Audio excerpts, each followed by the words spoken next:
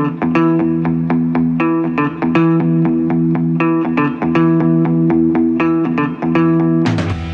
to the CollectingCars.com podcast with Chris Harris and Edward Lovett.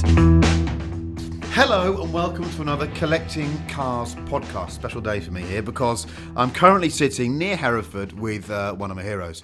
He's called Nicky Grist and he sat next to some of the best drivers on the planet. He's also a raconteur beyond compare. So if you want to follow him on Twitter, he's at Nicky Grist. He's got his motorsport apparel business now, including Steel Helmets, which is at...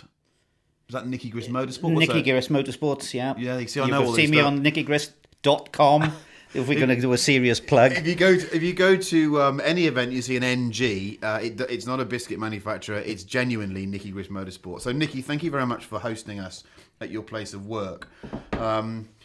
I want to start at the beginning with you because you're mostly asked about the people that you drove with. But let's hear about you. We don't hear about you enough. So let's start at the beginning. You're born in where? Ebervale? I was born in Ebervale, so I'm a Welsh lad through and through. Spent all of my time basically in Wales, but my first real love was not cars at all. As a youngster, I wasn't interested in it. And it was golf. And I started playing golf at a very young age, introduced to it by my grandfather. And, you know, when I got to the age of leaving school... I left as soon as I could because I just wanted to get into golf business. And I was assistant pro at Monte Golf Club in Abergavenny.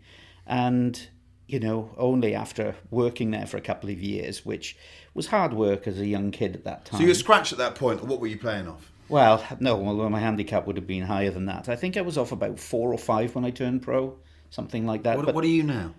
6. Yeah, you play a lot. I have actually played golf with Nicky a couple of times. Yeah. I'm a massive left to righter, and I also just put people off. My game is just to annoy people, and I definitely annoyed him. So you were a very good golfer then, weren't you? Yeah, I was very keen, very enthusiastic, and I would say that when you look at professional golfers on the PGA Tour, those are exceptional. Really a club pro, somebody could be equally as successful as a teaching pro, but wouldn't necessarily get anywhere near these guys. And, I think there's all different levels of pro golf, and I was not at that level. At what point did you realise that your skill level didn't meet your ambition with golf? When I went to watch my first road rally. And that was it. I went to see, just behind the golf club, there's this mountain called the Blorange. And I was in an engagement party in Gilwan, and one of the guys' boyfriend or one of the girls' boyfriends was doing this rally. And they said, it's going over the top of the Blorange. So we partied on in Gilwan, went up on top of this mountain top at 1 o'clock in the morning, and there was all these RS2000s and guys blasting around. I thought, Christ, this is brilliant. And we met a couple of other guys that knew where the rally was going. So we just tagged on. So then watched the next place. And then before I knew it, it was 5:30 in the morning having breakfast in A&Y. And I thought, my God, I didn't know this world. Is this late 70s now? Where are we? Yeah, you would have been late 70s. Not trying to age you, just trying to get some context to the audience. Well, I am old anyway, but that's another story. And that was it. I was hooked. I mean, I just watched a few more and then started... joined my local motor club and then got involved with a few guys and started competing. And, I was going off doing these road rallies on a Saturday night. Were you driving or were you riding navigating? Shotgun? This is I think it's really interesting that from the start you identified the appeal of this as riding shotgun. Because, let's be honest, most people that see a vehicle driven in that kind of manner want to do the driving themselves. Why do you think it was that you wanted to sit in the passenger seat? I think it was because of my job in the first place, because at that time I was earning £15 a week or something. I was driving round in a Riley Kestrel. That's all I could afford. I mean, what a wonderful car. I wish I'd had that now. But, it was an old Austin 1300 dolled up with leather interior and chrome and walnut. Somehow sounds better with your Welsh accent as well. Riley Kestrel. God, do I sound that Welsh? But and that basically, I couldn't afford a rally car. I couldn't. Yeah. The only way I could get involved was as a navigator. And then, as things progressed, I put a little bit of effort into it. And, I was hooked. I was enthusiastic. And I worked hard, practiced hard, and eventually the seats got bigger and better. And, when I started doing some stage rallies, I was in vehicles that I'm navigating in vehicles that in no way could I afford to drive myself. This is fascinating as well, because to come back to the point of your entry to the sport, if you are a driver, the first thing you're trying to do is beat your competition. Mm-hmm. But as a navigator, how do you make yourself better than other navigators? It'd be fascinating for people to hear this. So they probably never thought about the fact that the person that rides shotgun needs to be as good within their own field as the driver, don't they? They do. And I think in road rallying terms, where I started, it was a tremendous discipline for any good co-driver, because it's open roads. You're not like a stage rally where you're following the arrows. And if you've got somebody just sat there on a stage event, a driver can make up for a lot of the inability of the co-driver, because you can see a little bit and drive to your own ability. In road rallying, you have to be told where the slot is. You can't afford to overshoot because you're losing vital seconds. And you could be going, there's no point in going 4 miles down the road the wrong way, because by the time you come back, that's 8 miles and you've lost all your time. So all the emphasis was heavily based on how good the navigator was. And that's where I started. And when I started doing motor news events, when road events really were big, it was tremendous satisfaction to be able to plot a 200-mile route in 45 minutes, go and have a cup of tea and relax, knowing full well exactly where you're going to go. And you could be blasting down roads you've never been on before, and be able to pinpoint a slot within 50 yards off the map, reading the corners. So do you think you have an unnatural ability to generate something three-dimensional from a map? Because I think some people do. Yeah. I mean, some people look at, like one of my kids is amazing with a map. And another one actually, just sees a load of ones and noughts and has got no idea what the information coming off it is. I think you must have something there that's not normal. Absolutely. You can kind of, if you're going to go somewhere you've never been before, I can look at the map on the on the computer. Right, kind of, we get off at that roundabout, we're turning right, and then we're taking that slot north, and then at the top there's it's all there. Yeah. And you can kind of feel your way, and it's having that unnatural ability to be able to find your way. And you don't realise how useful that is until you have the start of Acropolis rally in the middle of Athens and you're trying to get out of Athens. Yeah. It's the worst place in the world to drive and navigate, but you have a sixth sense, and you make it work. Okay, so you've joined this road rally scene. You mentioned the motoring news rallies, and it's quite clear that you've got something others haven't.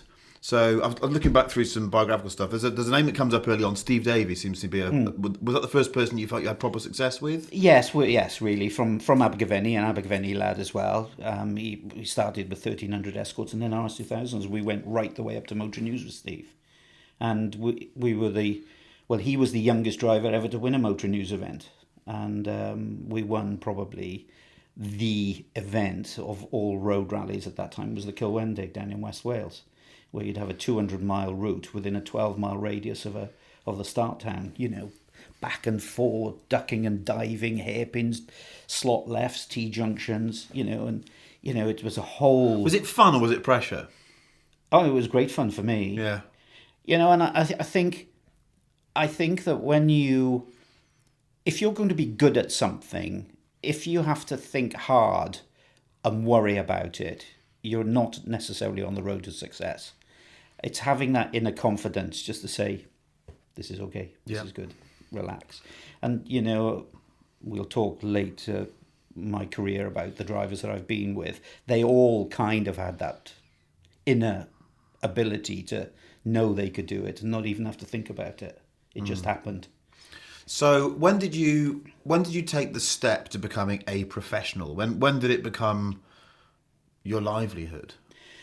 The big step, I had my first, I think I had 5,000 quid in 1989, but I was still working at that point. But that was my first step into a professional team, which was with GM Dealer Sport, driving with a chap from Kendal called Dave Metcalf. Yep. The car control that guy had, and we were using their 1600 Nova, you would not have thought anybody could get the car that sideways and collect I it. found a clip of a Nova being driven in a truly ludicrous fashion on Instagram and forwarded it, going, what the fuck is this? And someone said, that's Dave Metcalf. That's Go him. back and Google him. Yeah. Jesus, what was he doing? Oh, he was like Ragnotti, wasn't he? He was basically Ragnotti's standard lunacy in a front-wheel drive car. I mean, to be honest, Jean Ragnotti, you've hit the nail on the head. He's probably the only other guy I've seen that has the front-wheel drive control of Dave Metcalf. And, we'd be doing the Manx. I think our best result that year was the Manx International, a full-on tarmac event. And 3 cars beat us, which were all the factory Ford Sierra Cosworths. And then we had a mass of Sierra Cosworths behind us, driven by talented amateurs, and there's the 1600 Nova. It was like they carried us up on the stage, and that was my first feeling of Christ, this is incredible. What does he do now, Dave Metcalf? He's dead, unfortunately. Oh, bloody hell, yeah, sorry. he's dead, unfortunately. He died in testing a rally car. Oh, I didn't know that. Yeah, no, it's a shame. Sorry. But, I mean, if he'd have had a true opportunity in a world car, he would have been stupendous. But honestly, the angles... I remember my Heron, there was a downhill hairpin right. We came around this long, flat left-hander, and, the speed was just off the scale. And, we're going past the slot backwards and then straight up the slot. Nobody in their right mind would have the confidence to do that, but Dave would. So, I love the way that you're already speaking unguardedly about sitting next to someone who's driving in a manner that most human beings couldn't deal with. Clearly, it didn't worry you. When did you start to... At this point, you're not thinking about it. You just want to be with the guy that's going to win, don't you? Yes, absolutely. And, yeah, I think anybody that's a driver would think that I'm a complete lunatic. But... with the people that I've sat with, generally are exceptionally talented. And these guys don't want to hurt themselves. They're not absolute lunatics and it's an accident on every corner waiting to happen. We're talking guys who are pushing things to the limit and have complete car control. And the satisfaction you get when they've had a great stage time and you've done the pace notes perfectly and the whole thing gels together... it's tremendous satisfaction from the passenger seat. And I never thought about it because with some guys, if you thought about it, you already have read a pace note too late. Yeah. And that's the point. You're locked into what you're doing. You're feeling where you are on the road through the seat of your pants. And, you're delivering those notes because it's absolutely vital. 1, to let them go as fast as they can go, but 2, keep them on the road. So Dave Metcalf, 89, GM dealer Sport. Where do you go after that? Well, after that, I was teammates with Malcolm Wilson. And Malcolm was driving an Astra at that time. And the year after, he had an opportunity with Ford at Boreham, the original Ford Motorsport base in Essex. And Malcolm came to me and said, how do you fancy this? He said, I've got a great opportunity. It's a 2-year contract. And, of course I had to say yes. I mean, that was it. I was full-time at that point. So we did British Championship in 1990, doing some test and development work for probably what is the most ungainly looking Group A car they ever made, the Sierra Sapphire Cosworth. Yeah. And we did the test and development for that, and then starting with, I think, 3 World Championship rallies then starting with Thousand Lakes, San Remo, and then Rally GB. So are you competing in a Sierra and developing the Sapphire, or are you already competing in the Sapphire at that point? No, we do British Championship in a 2-wheel drive Sapphire. Yeah. And then doing the development work initially with a 4-wheel drive car, and then some 3 World Championship events at the end of 1990, then leading into 5 or 6 events, I think it was, in 91. Just to interrupt there slightly, for people that love car magazines, because many of you that listen to this do love car magazines, that car is very relevant, because if you remember the late, great Russell Bulgin, he wrote one of his most famous articles, which begins, I'm feeling a bit Malcolm today. And they lent him, was it Q8 sponsored? Yes, it was at that time. Q8 sponsored Sapphire, and they lent it to this journalist to go and use for a day on the road because it had number plates. and he opens up the glove box, and it just the ECU just says Malcolm on it. It's brilliant. So, and he wrote this amazing story about, I'm feeling a bit Malcolm today, but it's lovely to complete the circle because that was the car that you sat in shotgun for however long. And I tell you, out of all the road cars that I ever had as a company vehicle, that was probably one of the best cars I ever had. They're just naughty, weren't they? Yeah, a lot of power. It handled well. You could put 5 people in the car with all the luggage in the boot, and I mean, it was just the perfect scenario.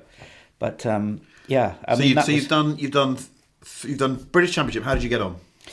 We were beaten by David Llewellyn, and at that time, David Llewellyn was run by my now landlord, Phil Collins, and the cars were run out of my unit where you've just been and the unit next door. So this was Toyota Team GB base.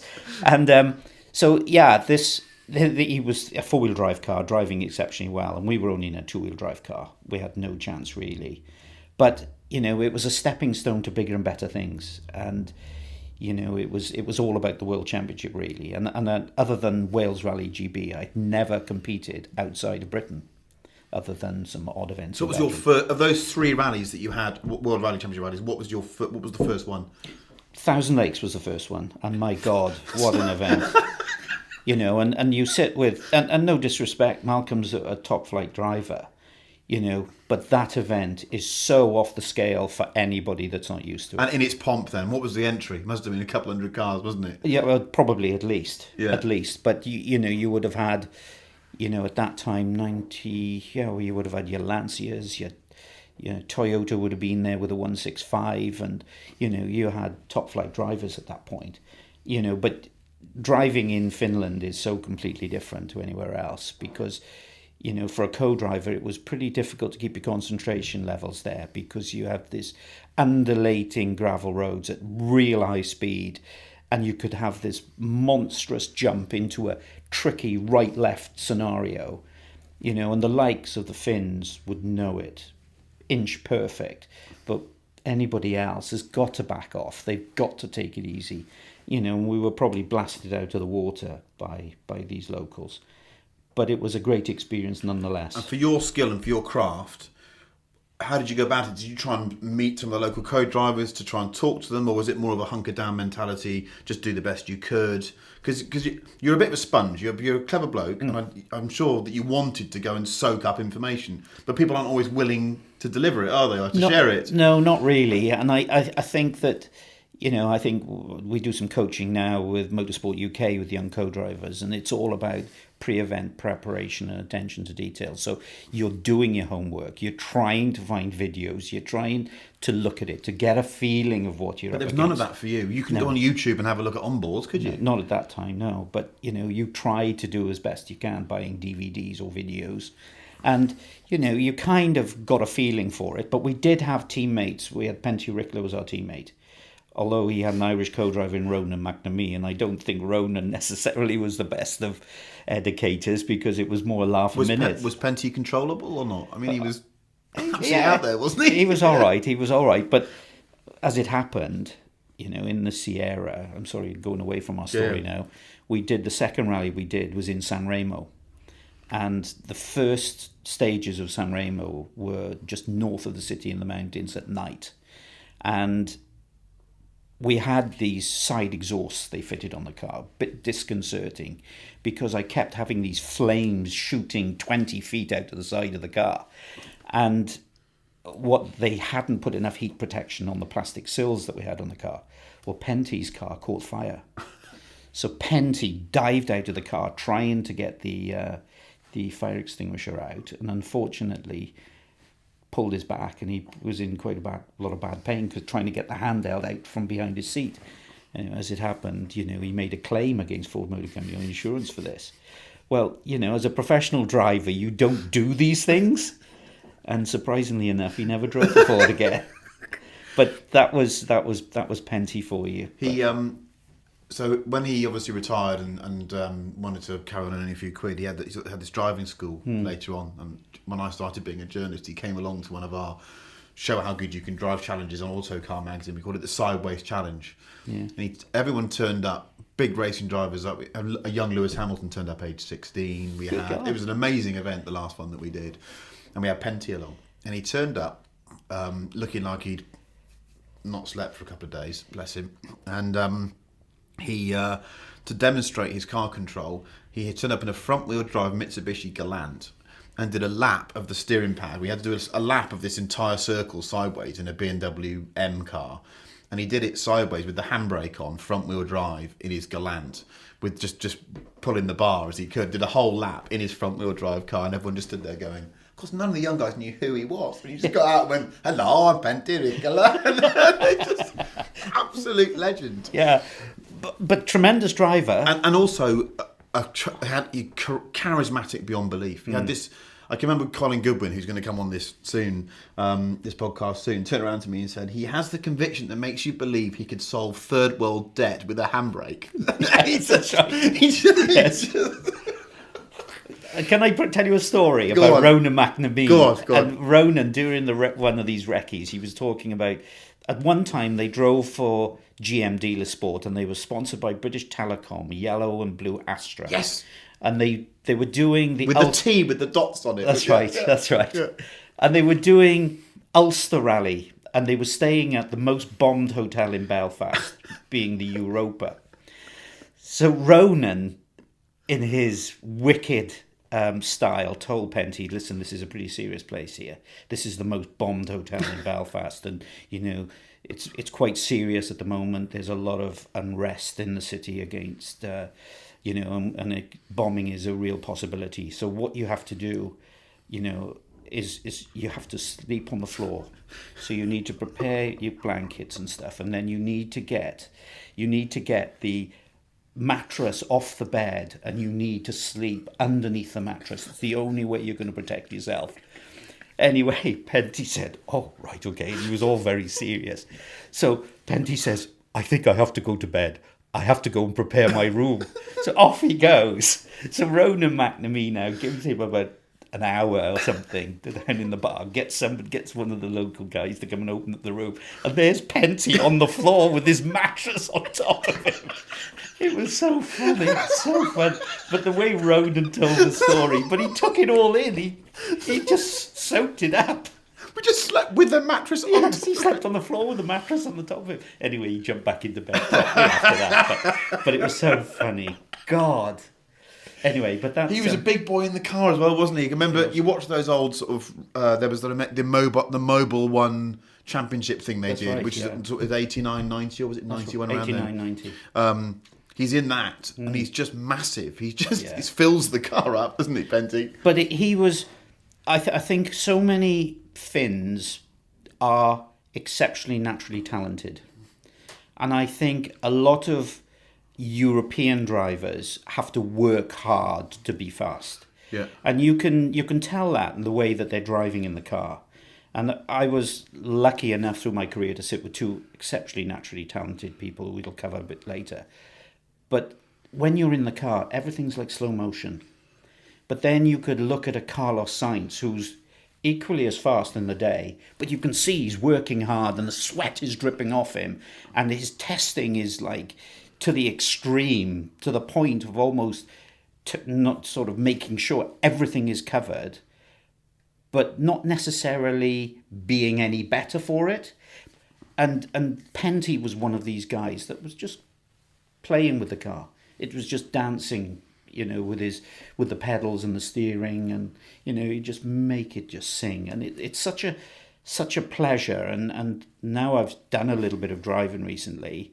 I'm behind the wheel thinking, Christ, what am I supposed to do here?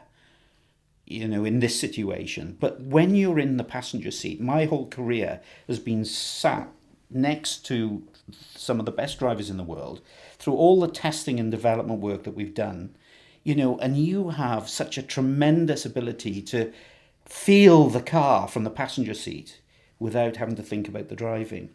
And, when I sit with somebody, I'm far more sensitive to what they're doing and seeing how they perform as much as me just reading the notes and going along. And I mean, I've been lucky in my career to sit with some wonderful people. So let's start with those then. So 93 is your first year in World Rally Championship, or was it 92? Well, no, it would have been 90 with Malcolm, okay, 93 sorry. and 91. Yeah. But then at the end of 1991, I had an opportunity to go to the then Toyota Team Europe, Right. which was my first experience of the major powerhouse of the World Championship at that time. Them and Lancia, those were the two. They were the money spenders. They were the kiddies. And they asked me to go and do a whole test and development program for the ST185 Celica for Africa with a Swedish driver called Mikael Eriksson. Yeah.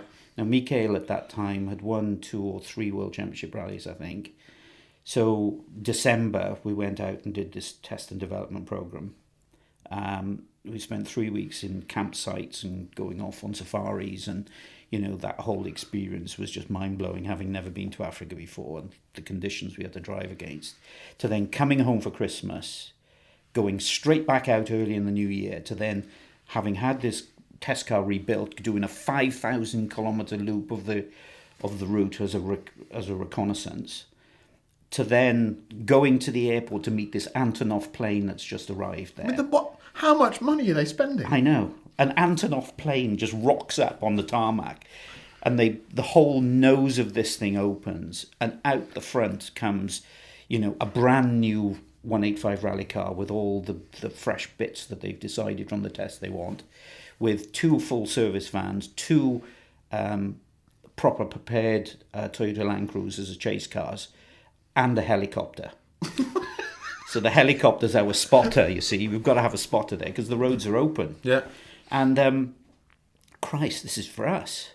So they said, right, Nick, you've got a couple of days and we're just going to go through everything, pack the vans, make sure everything's right, and then we're going to do a full rehearsal of the whole rally route. So what they've got the schedule off the organisers, and they've worked out, looking at the timings and everything else, redo it. We're competitive on all the sections, but then maybe we'd come to a service point where you'd have 5 minutes. So right, we'd have 5-minute service, stop. Maybe we'd have to wait there 15 minutes to let the vans go ahead to make sure they were in the next spot ready for us. So it was like this for 5,000 kilometres, and we've got the helicopter spotting up above us with the engineer. So he's warning us of animals, cars, people, buses, whatever it may be. So we did that. Then we did a bit of testing. Then we had a few days off. And then we went and did it all again. So that was 5,000 kilometres twice, competitively. And then they let us go home for a week or so. And then we had to go back then to do the reconnaissance for the rally proper. Because Carlos and Marco Allen were the main drivers at that time. So then we go back then to do a recce of the whole 5,000 kilometre route again. So we're 15,000 kilometres in now already. Yeah, plus all the testing we've done, mind you. But then you do it twice. But Mikael said, no, I'm not going to do this again. I've been around this route enough. So he went off on holidays down to Mombasa. Unfortunately, Mikael never drove for the team again because Uwe Anderson took offence to that. He's paid here to go and... You're joking? No, he never drove again in the World Championship for anybody. But it was lucky that Mikael did do that, because Lewis Moyer went down with a tremendous fever, you see. I'm leading into another story here. Yeah. Am I taking up all your space? Is this all right? Carry on. This podcast is about you. They know about me. I don't need to talk, mate. Normally I have to talk more. The great thing about you, Nicholas Grist, is that you bloody talk for England. It's wonderful. Light the fuse and off But we go. Before we get on with this next bit, I want to just stop, and occasionally we'll punctuate here. Nicky Grist, boy from Ebervale, who fancied himself as being a golfer, who was knocking about in a Riley. Are you not stopping and going, what the fuck has happened here? How have I'm looking at Antonov opening up. I'm dealing with a car company that's spending tens, if not hundreds of millions to do this, and I'm now at the coalface. So what do you put on a personal level?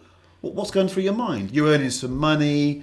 Yeah. Tell us. You probably haven't talked about this before, but what are you thinking? To be honest, I was just on a crest of a wave. Yeah. I mean, I was just doing my job. I was doing it the way that I wanted to do it, within the confines of the car and the rules and everything else. I was as prepared as ever, but I was on this crest of a wave. And I wasn't really thinking about the past. I was thinking about the future and the possibilities, and I was just high on the moment. And nowadays, probably a lot of the co-drivers in the World Championship would have chopped their right and left arm off to do what I've done in terms of the mileage and everything, because the World Championships now is just like nothing. It's a little sprint, isn't it? It's nothing. Yeah. They're going back to do safari now. Well, it'll end up being in Lord Delamere's estate up at Elementaita. Yeah.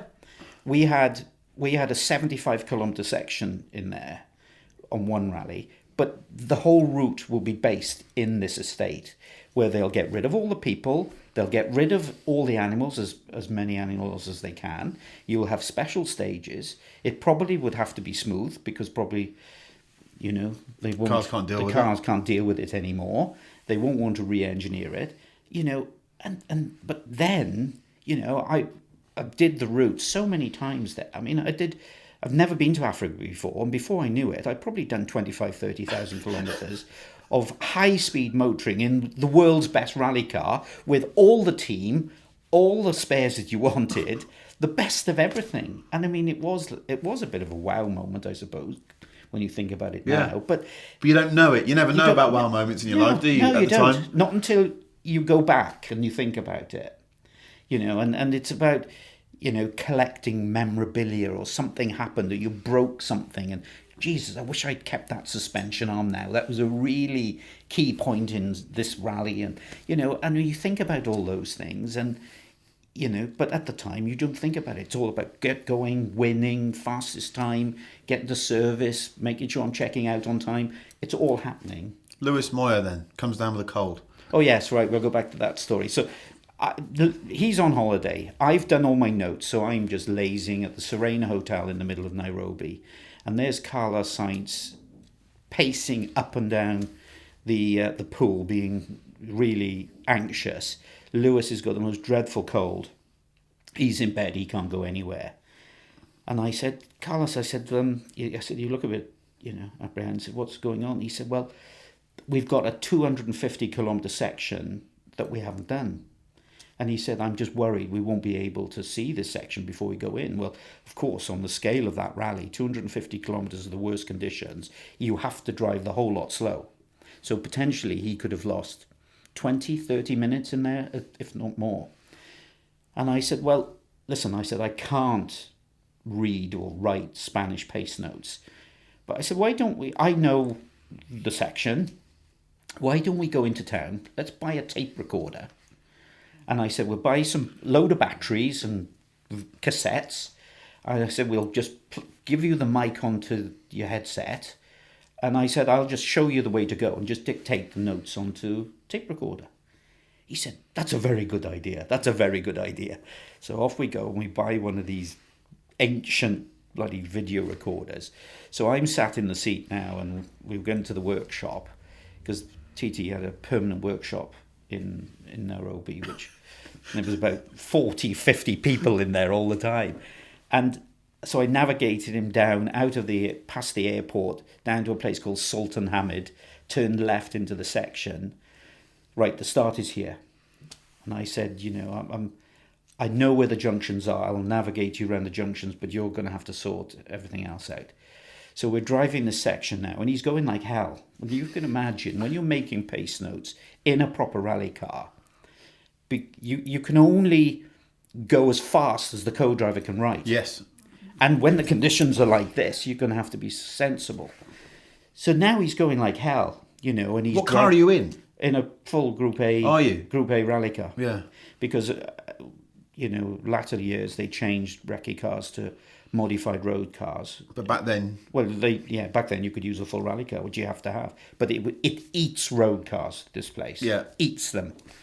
And so off we go, and then he's blah, blah, blah, blah, blah, mas, blah, blah, dos, tres, blah, blah, blah, blah, Fernando, blah, blah.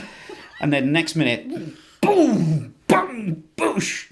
No. Blah, blah, blah, blah, blah, blah. Right, and off we go again. So we did this section, eventually, got back, and he says, right, Lewis, here's the tape recorder. You just rewrite this. And they managed, he got well enough just to have one afternoon, which they went and did these 250 kilometres. And he said they were the best notes he ever made, because they were made at full speed.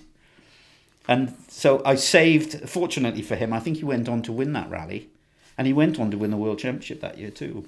Did he send you a cup of tea to say thank you? No, probably not. I can't remember. I don't think, nothing. So is that 91 there? That would have been 92. Okay, 92. So... And then I went from there. And did that... I presume Carlos must have fed back to Toyota that you'd been a superhero, and that didn't do your standing within Toyota any harm at all? Not at all. Not at all. But, I had a contract with the team, but I didn't have a driver. Although we had 2 other rallies in our programme. But, of course, he was pushed aside. He was gone. So it opened my eyes a little bit into other things. And Uwe Anderson rang me and said, would you help and come and do a service schedule for us for Acropolis Rally and maybe Argentina? And I said, yeah, I don't mind. So...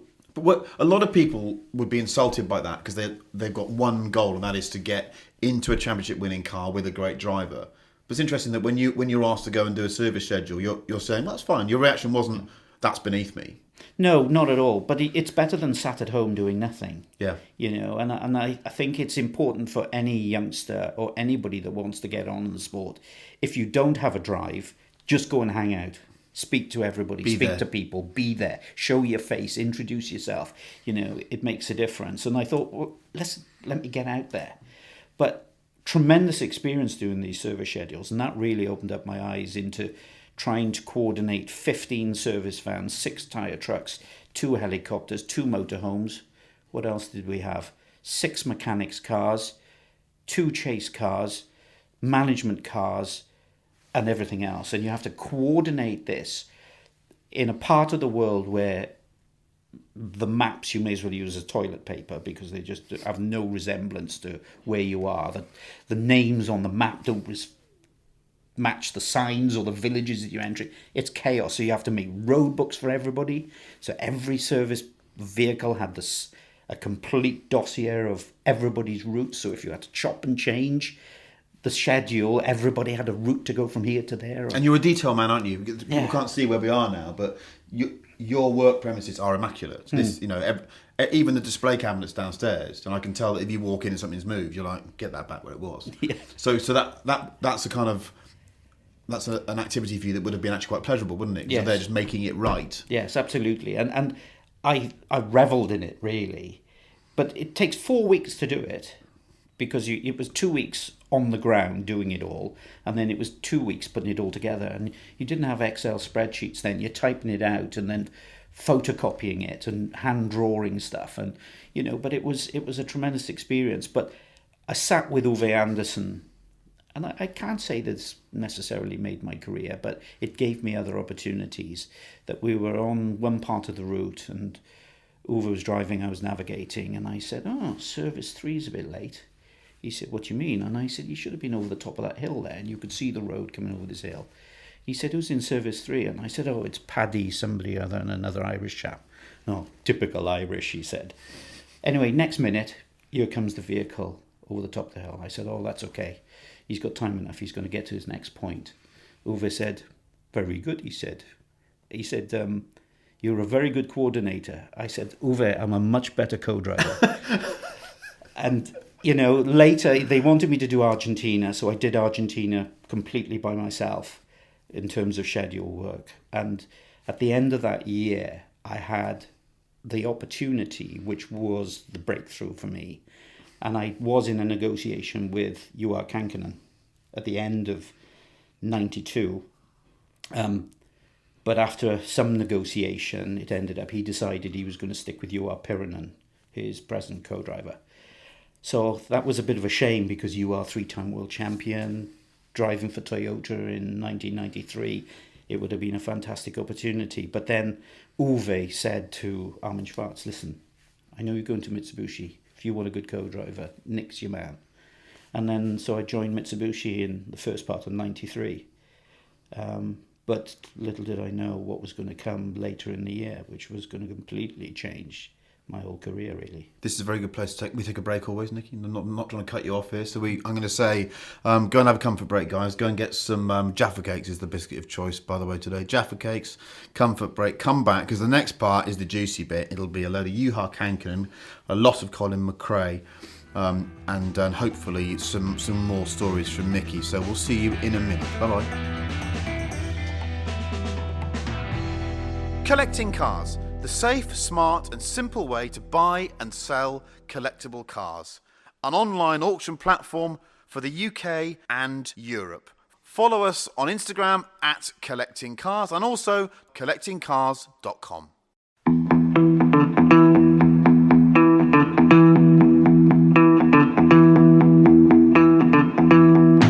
Welcome to the CollectingCars.com podcast with Chris Harris and Edward Lovett.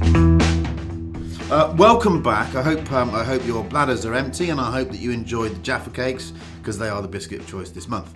So welcome back to the Collecting Cars podcast with myself, Chris Harris, and Nicky Grist.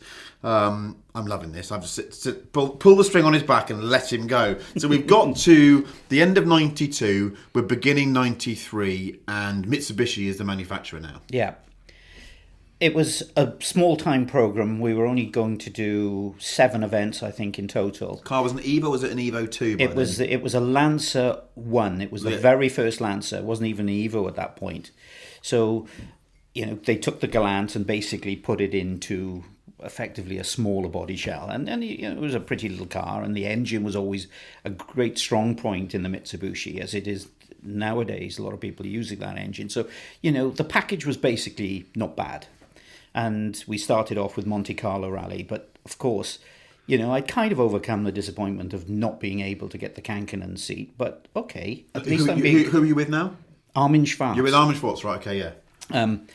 Because Uwe pushed me that way. But at least I'd been considered. Yeah. So there's an opportunity at some point in the future. And Armin, super handy. Yes. Yeah, he had tremendous car control. Always remember him in that Skoda in the later years. Yeah. Far more sideways than he needed to be. Most definitely. Yeah. And that was Armin to the fore, really. Yeah. I mean, I think if he could have squared things up a little bit, he would have probably been a lot faster. But, that was Armin. But, nice guy. I had to sign a contract and I have to speak German. And I said, Armin, we're speaking English? Your notes are in English? Yes. He said, this is a management thing. Don't worry about it. How is your German, Nicky? Wie geht's, Nicky? Nicht gut. Nicht so gut. Nicht gut. So, anyway, I started to learn German, and then after a few weeks, and I said, do I really need to speak German? No, you don't. I said, thanks. Because it was just one of these clauses. It's interesting, you signed the contract full well, that knowing it involves something you couldn't do, but you could sort out afterwards. Yes. That's the mentality of that era, though, wasn't it? You wouldn't do that now, would you? No, not at all. Everything has to be clear and concise. Even the rules of rallying, there was a blind eye turn to certain stupid rules, but that's another story. But, he said, no, you don't need to do it. It was only in case the relationship didn't bond and they had a get-out clause. Yeah. That's basically what it was. Yeah. So he said, don't worry about it. So we didn't. And we just carried on. Stupidly, I'd made my wedding arrangements based on what I'd done in 92. And this was a bit of a sticking point and did cause a little bit of an issue, because I started the recce for 2 days in Portugal. I had to fly home on the Thursday night, then to do all the prep work and the final preparation for the wedding, which was on the Saturday. And then on Sunday it was, bye!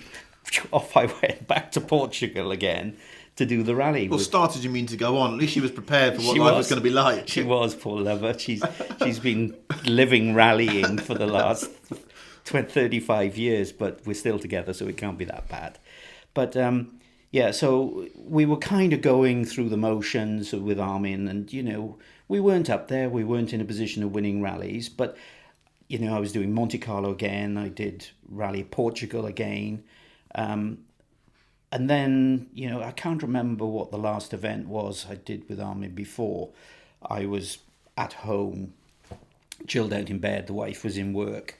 And I had this phone call from my manager at 9 o'clock in the morning. And he said, how do you fancy doing Argentina? And I said, I'd love to, Mike, but I said, hang on, the recce's already started, isn't it? He said, yeah, it is. And I said, with who? And he said, well, listen, it's bad news. He said, Juha Pirinen's had a brain hemorrhage. And basically, they'd finished their day's recce, They were going to meet for a meal. I went down to the hotel and he wasn't in reception, so I thought, well, it's a bit strange. Anyway, went back and had you seen Piran? No. And I thought, oh, probably he's just engrossed in work, never done this before. Next morning, got up for breakfast, still no Piran. So then started a panic.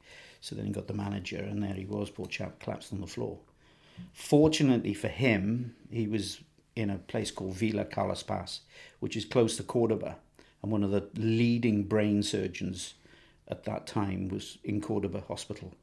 So they rushed him down to hospital, and he did survive. But of course, it meant that Juha was in the middle. Unrelated to his activity in the car. It was absolutely, just an act of God. Yes, it was just one of those things.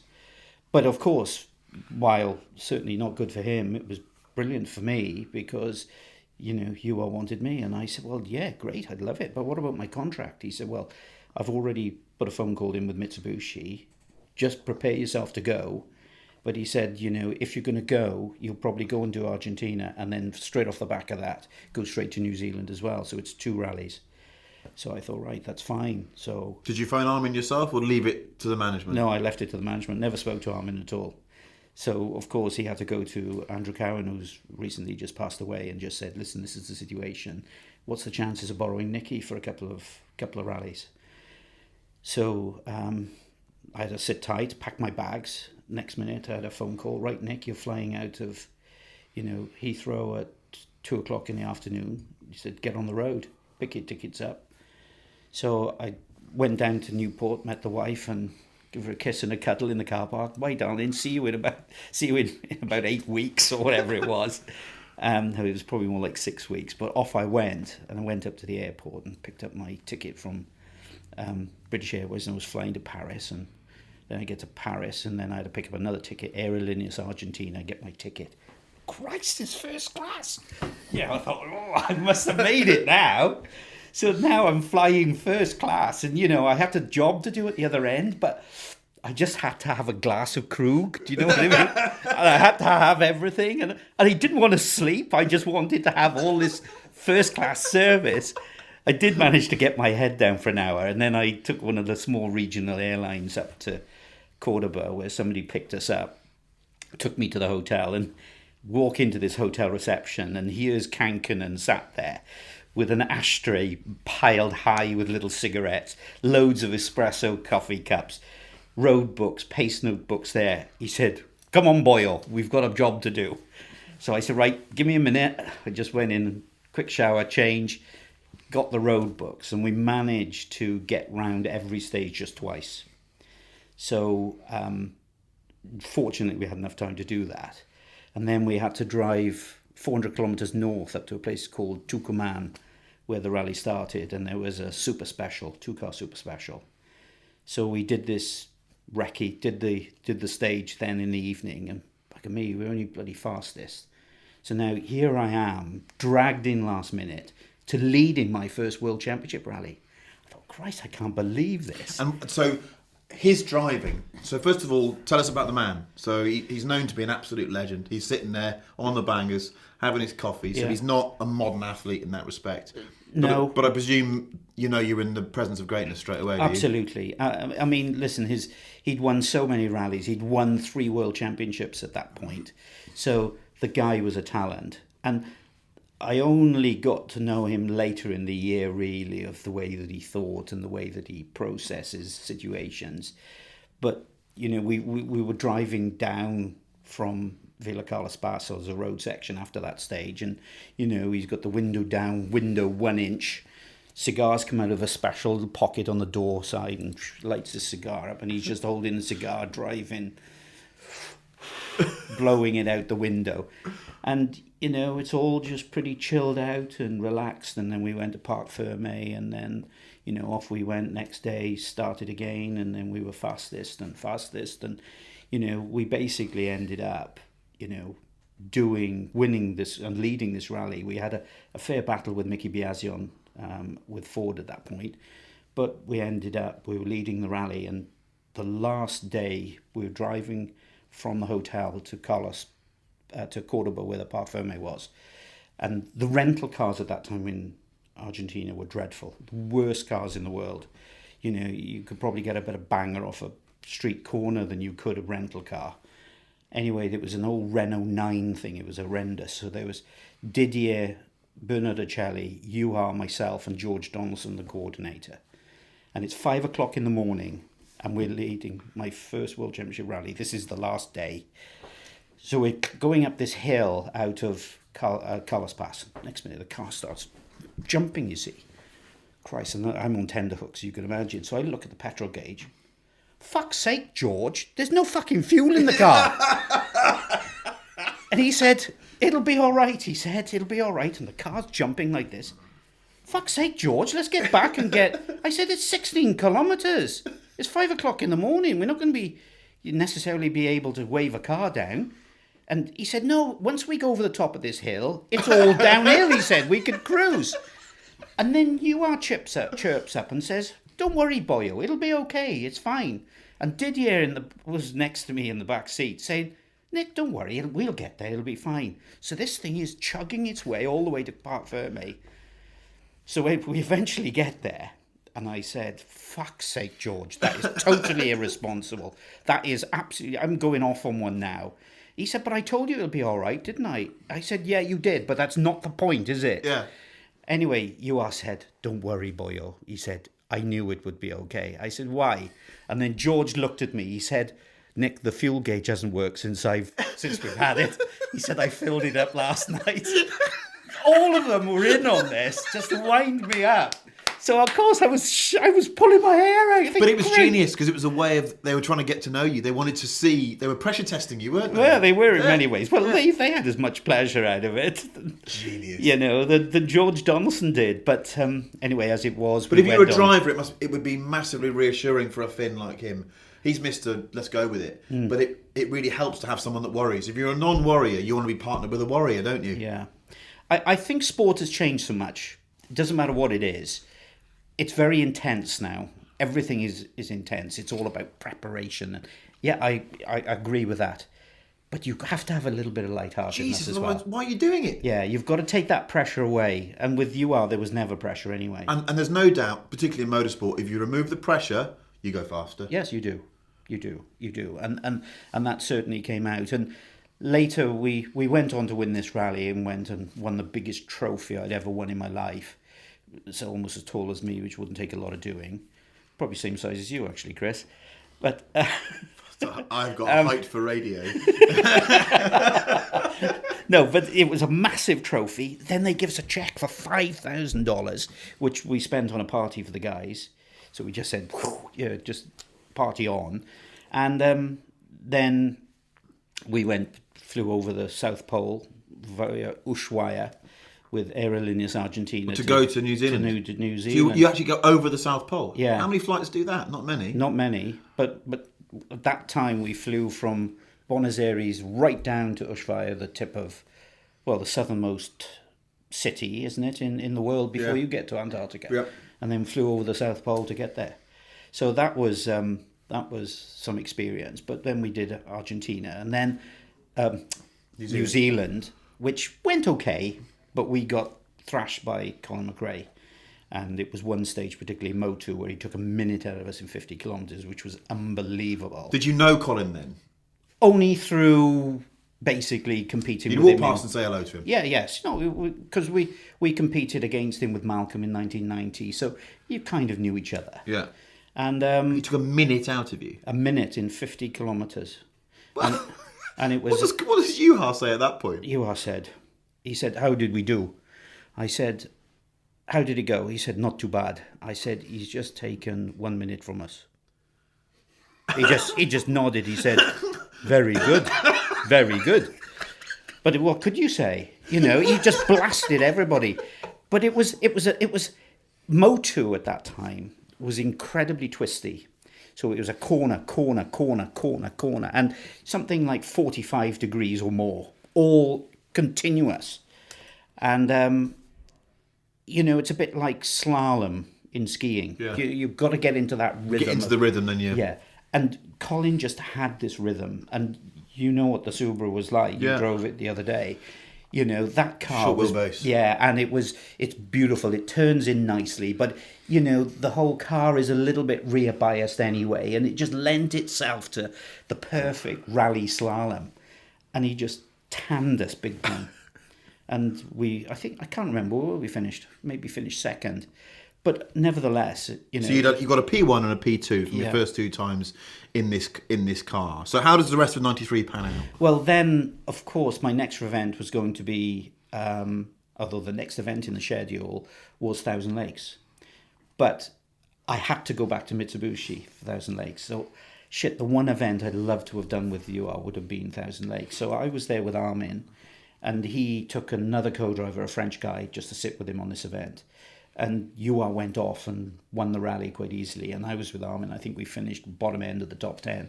It was so frustrating. But there were talks carrying on from that initial contract that I had, or contact with Mitsubishi. And UR actually bought my contract out in the end. He physically had to pay Mitsubishi to release me, and pay some money to Armin as well to let me go. And Armin was okay with that? Yeah, I think so. Yeah? I think Ever so. talk to him again or not? Yeah, we kind of, I'm still talking to him. There was no bad animosity at all. But then, I was in with UR full-time then. So 94, you're with... They've got the most money, probably, haven't they? Toyota have got the biggest budget. That's one of those. Them and Lancia, I would have thought. Yeah. In terms of... You're with UR, who is one of the 3 best... Probably he's considered to be a title contender. Yeah. So you've got there, haven't you? You're there. Oh, I am. I'm sort of. He at that time was leading the World Championship. So we went on and went to Australia, and we won in Australia. So I'd never been there before and won that first time out. That was brilliant. And then we came to Wales Rally GB. Of course, it's my home round, starting from Birmingham, not relatively local. And the conditions were horrendous. It was probably the worst conditions we've had on Rally GB for many years, where it was exceptionally cold throughout the whole country. Some places there were a fair bit of snow. Other places are covering of snow, but completely frozen roads. Yeah. And we're not allowed spikes or anything like that we normally use in Sweden or Monte Carlo. So you're just on entire compound. And I thought this is going to be tough. But, you know, he just seemed to take things in his stride, and we had a fair battle with Colin. We went through the super specials, the Sunday stages, and then we started in Wales, and a friend of mine who went spectating up near Hafren said he walked up this track, and he said, God, it was as much as we could do to stand up. He said we were waiting for the cars to come, and there was the blowing of whistles. The cars are coming, and there were some course cars, and they're coming down, they're tootling down and round the corner. And then he said these whistles started to blow. It was the first car on the road, which was us. And he said, all of a sudden, he said, you came around the corner, and it was like, they started to walk backwards. Fuck, they couldn't believe it. How fast can this guy go? But again, it was his experience in those conditions, not driving on the tracks, using all the bits of frozen gravel sticking out of the sides of the road, and finding the grip levels and using it. And honestly, we just went through that rally, and Colin went off in Pundershaw, I think, up in Kielder, and, you know, broke the radiator, handed the rally over to us then, and we cruised to win my first Wales Rally GB as well. And to win your first World Championship was great, but then winning your first home one was even better, especially in such exceptional conditions. Yeah. And he made it look so easy. And I think that was the point, you know, with Juha, you know, nothing was a drama. What are you doing there? You don't have to do that. Relax, he said. We're here to enjoy ourselves. I said, well, this is the way I co-drive. Don't worry about that. You know, and that was him. He was so laid back and so happy with life. You know, it was just about driving the car and off you go. I think I've only ever met Ari Vatanen once, and I got the sense that he had a sort of an approach to life, a view of life, a global view that could be used outside of motorsport. So when I found out he was an MEP and that, I thought, well, maybe there's a life in politics. And of course, when he couldn't become the president of the FIA, I was hugely sorry, because I just thought he was and is a great man. I mean, I get the sense that you feel that way about Juha, that almost his attitude to life could be applied to other parts of life and make them better. Yeah, I think so. I think, you know, to to be great in politics, you have to be a certain individual. Juha was a great man in his own right, such a lovely chap to be with, the easiest person I'd ever sat with, by far. And I don't think he would have had the drive, determination. He wouldn't be tough enough to make any good, you know. And so the car control and this sense of being able to control the vehicle effortlessly. We'll come to Colin in a minute.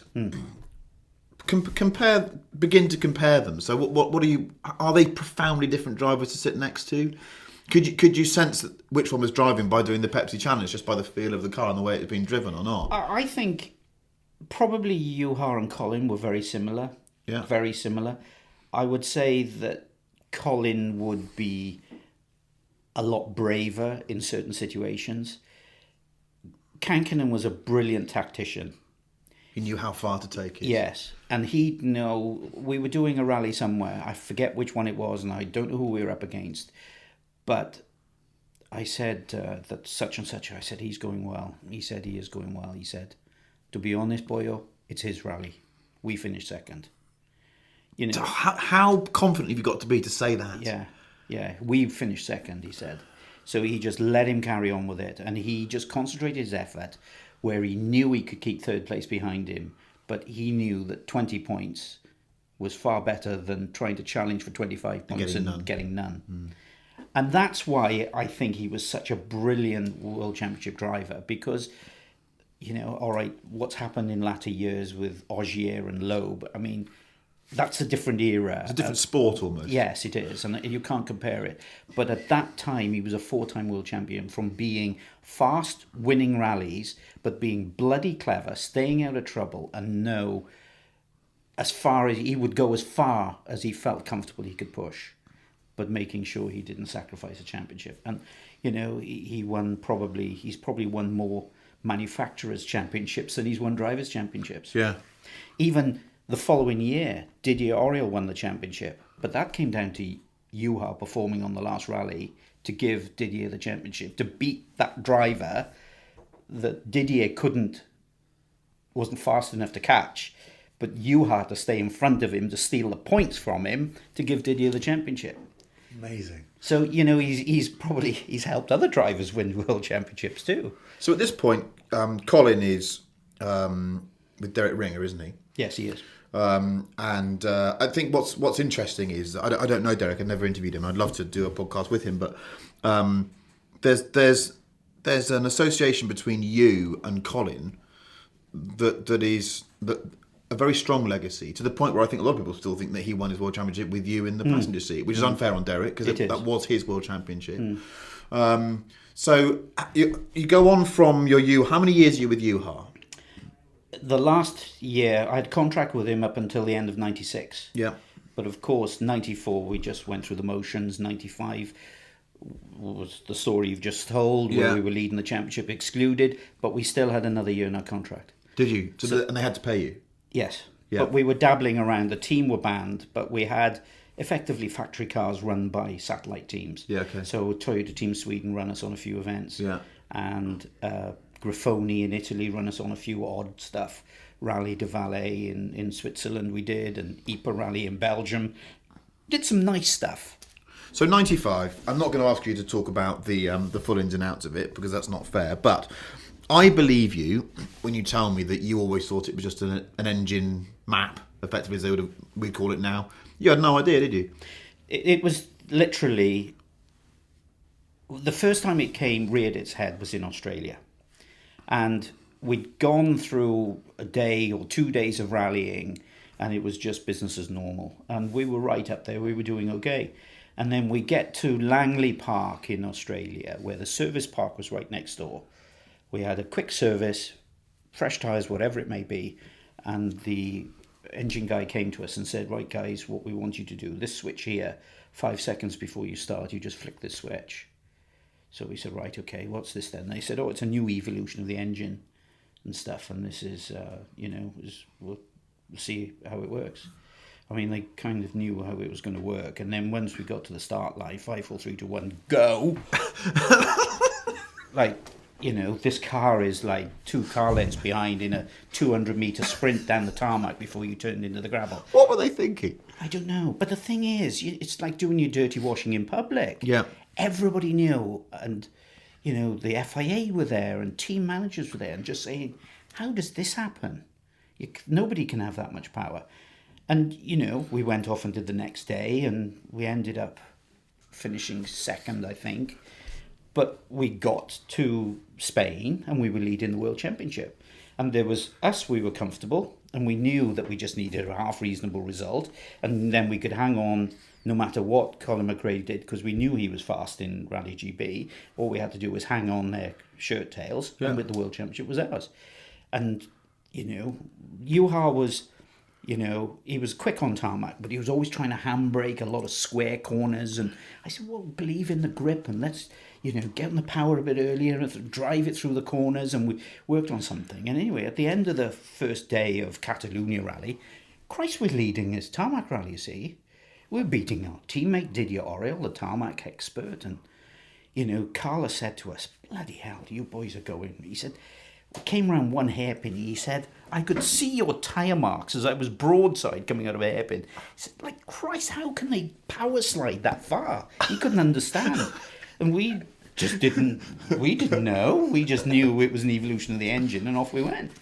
But then that night, when we went down to Lloret de Mar in the service park, there was an FIA guard, FIA scrutineer at every car, Toyota car.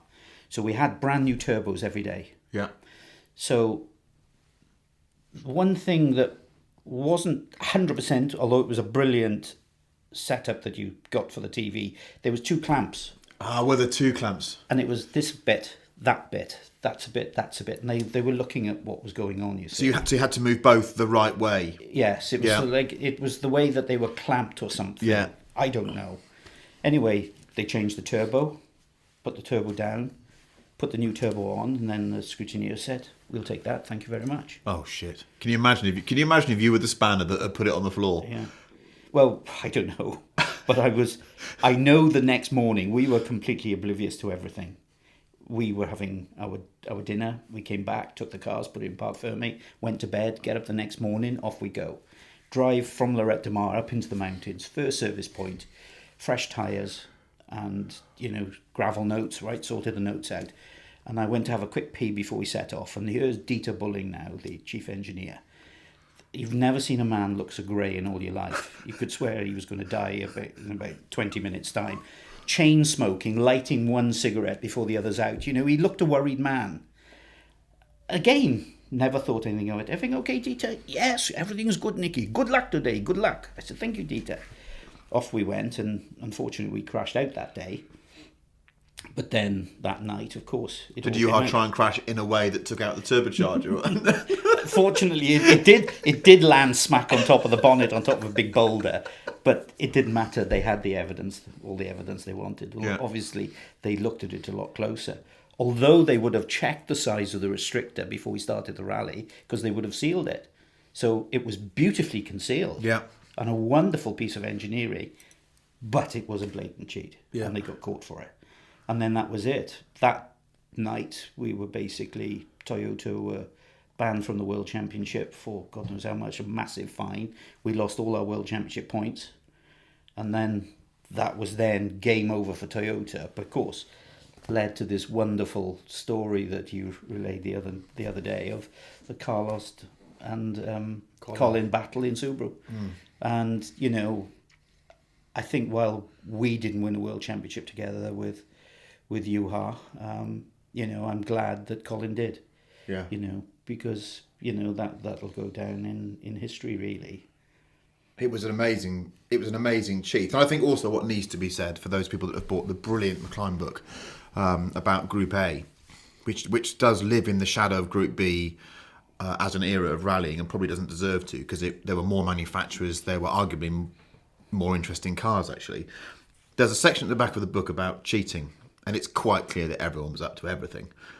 And it was just Toyota that got nobbled first. But there was all sorts going on, wasn't there? And we won't go into it, but it's quite, motorsport is quite often about who doesn't get caught. Yeah.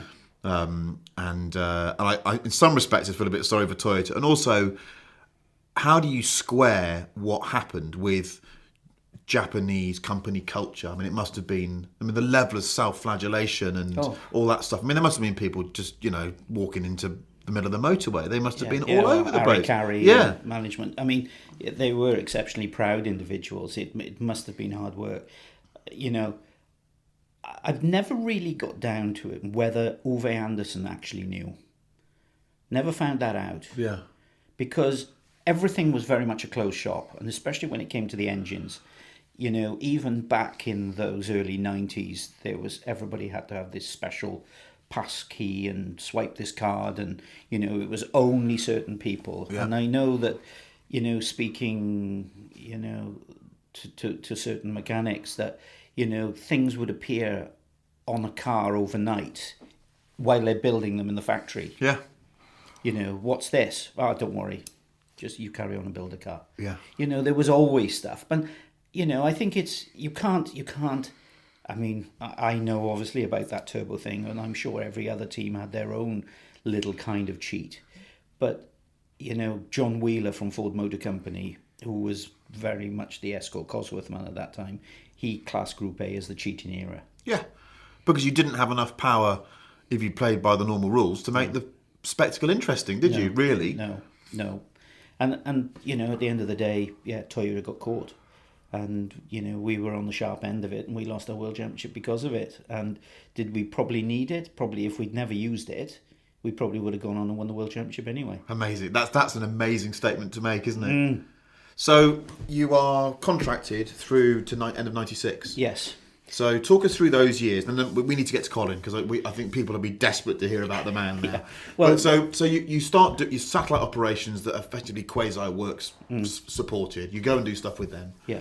And then halfway through the year in June, I had a phone call from David Richards, and he said, can we have a chat? He said, I've got an opportunity I'd like to line you up for, but I'd like to meet you.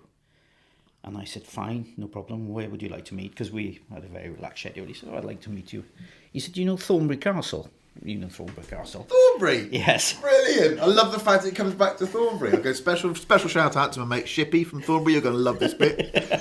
So I drove to Thornbury Castle, and we had lunch there, and in comes DR with a helicopter, and we had a chat, and then he explained the situation. Because I think after that 1995 victory, Colin kind of... Could you say, going off the rails a little bit? And well, you do, don't you? You make a load of money. Yeah. He's a celebrity as well. Yeah. And, I don't think things were going the way that DR wanted. Yeah.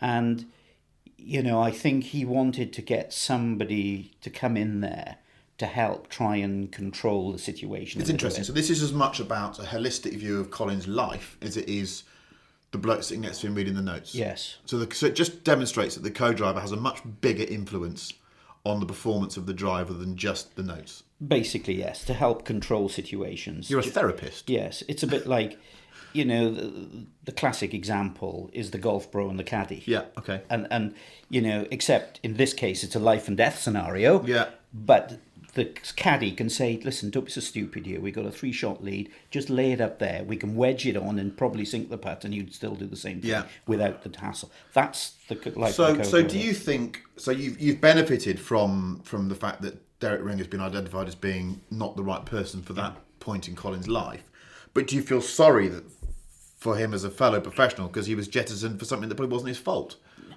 Yes, in many ways. I mean, he was a good co-driver. Good co-driver in terms of going through the motions of reading the notes, doing the timing and doing everything else. But I don't think he was a strong enough an individual to say, for fuck's sake, don't do that. Yeah. That is stupid. Let's do it this way. Let's do it that way. And Colin's star had grown so quickly that he probably was beyond reproach in the car, wasn't he? Whatever he wanted to do, he would do. And some of it wasn't wise. But basically, and, he wasn't worried about standing up to the management either, and basically saying what he thought, and like your movie showed, it was in full public view as well. Yeah. But that was Colin, and I think as much as anything else, that's why people love him so much as his flamboyant driving style, longest and highest on the jumps. It was that determination to win and living, life on your bloody collar almost. That was him. So you got Thornbury Castle. David arrives in his flying gearbox. Yeah, so then he explained the situation. This is what we're thinking of doing.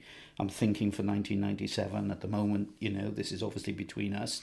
I need to speak to Colin. I need to speak to everybody. And interestingly, so he's approached you before he's mentioned it to Colin. Yeah, I think so. Yeah, okay. Because I think he wanted to get the pieces in place. Yeah. He didn't want to suggest somebody that wasn't necessarily going to come anyway. Yeah. But as it was, UHA didn't have anything lined up at that point, although we went on to sign up with Ford Motor Company, I think. Yeah. But, it was an opportunity. And of course, the whole thing that, milling around in my mind, that Colin was very much Colin McCrash and all these nicknames out there. But there was an element of somebody who was exceptionally talented. And I thought, well, there's an opportunity to maybe perhaps do some good. And I think by the time we'd negotiated, everything was agreed. Come December, off we went and did our Monte Carlo testing and Swedish testing.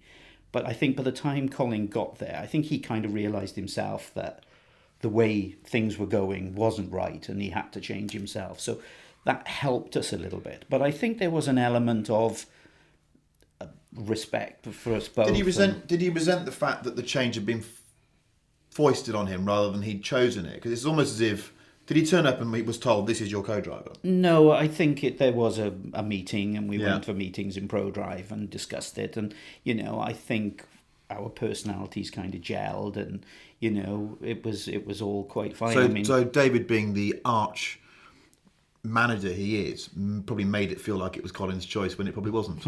Quite possibly. I think that's a fair statement? Yeah, quite possibly. Let's also do another nitty-gritty thing here. So you're at the top of your game now. Colin McRae's probably the most valuable commodity in rallying at this point. Even though he's not the most winning of drivers, his name's shining the brightest, he's the most exciting. I have no idea what he's earning at this point. He's probably speculatively, he's probably earning £3 to £5 million a year, I would have thought at this point. No, probably less than that, because the big payday was to come later in our relationship. But so when you're negotiating, what percentage do you think you're earning that he's earning? Do you think, are you earning 10% of what he's earning, or are you earning 50%? Approximately, yeah. So that's an interesting psychological point, I think, that you're the best in your game, but you're happy to earn that because you know that he's the one he's the name. I mean, how does that feel? How does that work? There were situations where, should I have asked for more? Yes, I should have. Do I need more? Probably I don't. And it was never going to be that much more to make the massive difference that you needed. But, I was there to do a good job and to do it as professional as I could make it. And I was happy with my lot. But I was also in my negotiations. A lot of co-drivers have their contracts with the drivers. And I never wanted that. I always said to my manager, no, I want to steer clear from that. I want to have my contract with the manufacturer. Yeah. And then agree fees with the driver, but the manufacturer always pays me. Yeah. So it takes that one element, an awkward element. It depressurises it, doesn't it? Yes. Yeah. It takes that awkward element out of the equation, which then just allows us to get on and co-drive. So all my contracts were always done that way. And, it worked well. Manufacturers were happy. And, of course, it meant that should, for any reason, Colin McRae not be competing for whatever reason, hey, guys, I'm still fine. I can still co-drive. Yeah. And we have a piece of paper. Yeah. And I'm contracted to you. Give me another drive, please. So you're... he's called Colin McCrash. He's made a name for himself by doing multiple shells a year. At this point, what's your biggest shunt? We've not talked about that. I mean, people like you just steer clear of this stuff, but you've already at this point had some shunts that most people would have taken on board and never got in a car again. I had probably my biggest shunt was with UHA in Safari in '94, where it was a section down near Tighter Hills in the south of Savo West, I think it was called, You Safari always Park. remember exactly the name, exactly the place. It's Yeah. bloody freakish. Yeah. And that's where I did all my testing with Mikael Eriksson, so I know it quite well. Yeah. But, you can get... It takes you so long to get anywhere out in the bush that when you had a 2,000 kilometre route, you maybe would do one bit of the route down the south, but you'd finish the next bit of routes 7 days later. So we'd done this recce in this part of the world, but then between the recce and the start of the rally, they'd have a heavy rainfall. You know what it's like. Yeah, There's no bridges. It's just you try to go from point A to B. This is the route you're on. You may have some obstacles along the way. That's when you get those incredible shots of the cars covered in mud, Yeah. snorkel sticking out the top. Exactly. Yeah. Diverting off to find a smoother route because it's not passable that way. So we'd had a rainstorm and we got to this section, and already by the time we got there on the rally, we were leading by 4 or 5 minutes or something. So we were in quite good position. But our gravel crew that went through before us, and we were only probably 4 kilometres from the end of a section, and they caught this Land Rover. So they were stuck in its dust. And they didn't hold back. They just followed this guy through the dust. So we get to the rally.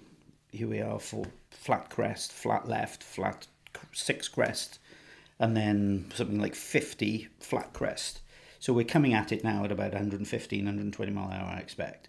And we go over this flat crest, and you could see a water had come from the left and just washed a massive great V out of the road in front of us. Oh. So, of course, to the left, it was only probably 2 foot wide, but probably the line we were on, it was probably about 8 feet wide, probably 10 feet wide. So we come over this crest, down into this dip. And you've seen it's not possible the moment you've gone over well, the crest. just you said, whoa! So he just nailed it, because there was no point in braking. It made the situation worse. Just nailed it. So the front seemed to sort of ride over it with a bit of a bang, but the back kind of sunk into it and then launched the car up in the air. And it's the worst possible scenario. Having a roll side over side is not too bad, but when you start going end over end, then it's a big catapult job. But then it's rolling twice or something, and then it seems to kind of like pirouette, and then it goes sideways, and it's like boom, boom, boom, boom, boom, boom, boom, and the velocity slows down. So we come, bang, we land on the wheels. I look to my right, all the glass is gone. Helicopter's gone on in front of us because we were fractionally behind the helicopter. He didn't see the accident. So I look at Juha, and we're there now in T-shirts and shorts and headsets. We didn't have helmets on or overalls. The headsets have gone. Juha's got blood streaming down his face. I said, "Are you okay?" Yes, I'm okay. I said, "Okay, give me a minute. Let me get out." So I opened the door, and all the door hinges had snapped off, and the door just fell off. And I run around the car, and kind of the wheels were fairly straight. And I said, "Christ, the wheels are still on it." I said, "Give it a try." So he restarted the car. Whoom, the thing fired up. Couldn't believe it. So then he puts it in first gear, drops the clutch, and this thing just like belly flops, and the wheels just fall out from it. Everything was just completely wrecked. I mean, the car was in a bad way. But you were physically okay? No problem at all, other than bruises, ripped the T-shirt open, cut some bruises here, and they took us in the helicopter. When they eventually saw we weren't at the finish, they came back to see us, landed, took us to hospital. Do you think that people should be allowed to do a rally like that in T-shirt and shorts and no helmet? Or if you were in charge of the rally now, would you say you should wear equipment? Yeah, absolutely. Was that reckless? Or yeah. I mean, we could even use T-shirts with long trousers in something like Acropolis Rally at that time. Yeah. But I think, it's a lot of it's a mental thing, and and I think as long as you keep the hydration levels and you drink correctly, you can manage anything, because the body is far better at keeping itself cool than you exposing yourself to all this heat and sunlight and everything else. Yeah. And you just, as long as you drink plenty, your body will stay nice 36.5. You may be soaking wet and everything's dripping off you. But it's doing its job. And that's what it's all about. And I think nowadays it would never happen again. So we've just started the Colin McRae era with a 25-minute Juha Kankkunen story. I'm not very good at this, am I? So you're now with Colin. Yeah. You're part of the ProDrive operation. Everything's in blue. How does it start? Well, we go and do our Monte Carlo test, and I think we jumped around to find different conditions around the south of France, because you're always trying to chase a bit of dry, a bit of damp, and a bit of snow. So at least you can do your comparisons on tyres and get a feeling. And is this the wide body car now that we call the 22B? Yeah. We're on the wide body car now. Exactly. The two-door one. Yeah. And it was the first of the WRC cars. And how many has Tommy won a championship yet or not? Yes, he would have. Yeah, I think Yeah. he won it in '96. Yeah. Okay. So actually, Tommy is probably the favourite at this point, isn't he? Yes, he would have been. Okay. Yeah. He would have been. And of course, this beautiful car, and it's always exciting the start of a new year. And I think for any racing driver joining a new team, that moment of going out in brand new shiny overalls with new sponsors with this wonderful car, it's always exciting. I think it might be one of the best looking rally cars ever made. I would agree with you. Yeah.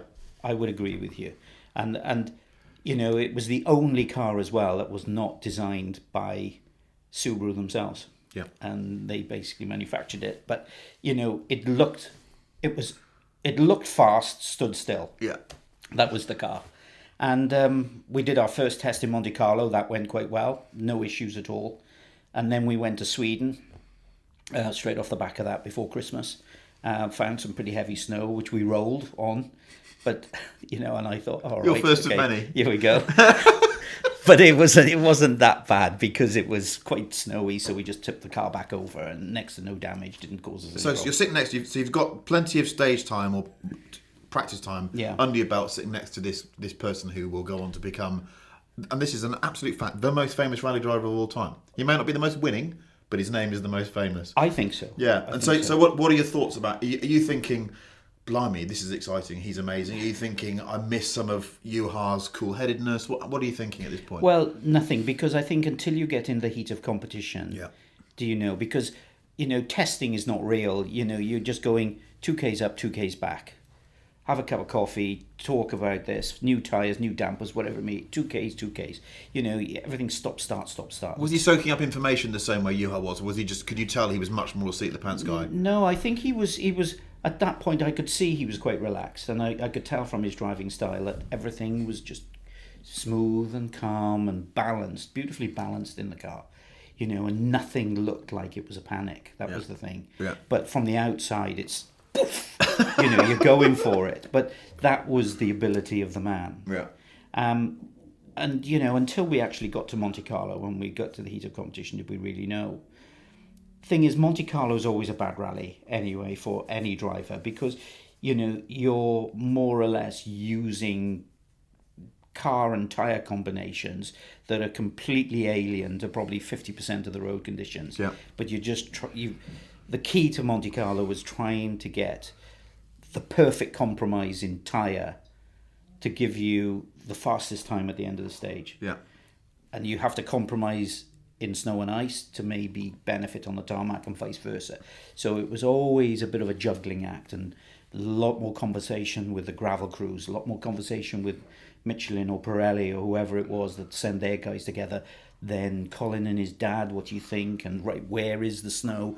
Is it on an uphill section? Yeah, it's quite steep and there's that tight hairpin left. And, because there's no point in taking a tyre that's fastest, but you may not get up over the col. Yeah. That's a complete waste of time. Yeah. So it was always a balancing act. And it wasn't a great rally to really have a good judge on. But as it was, we got caught out on a patch of ice. Yeah.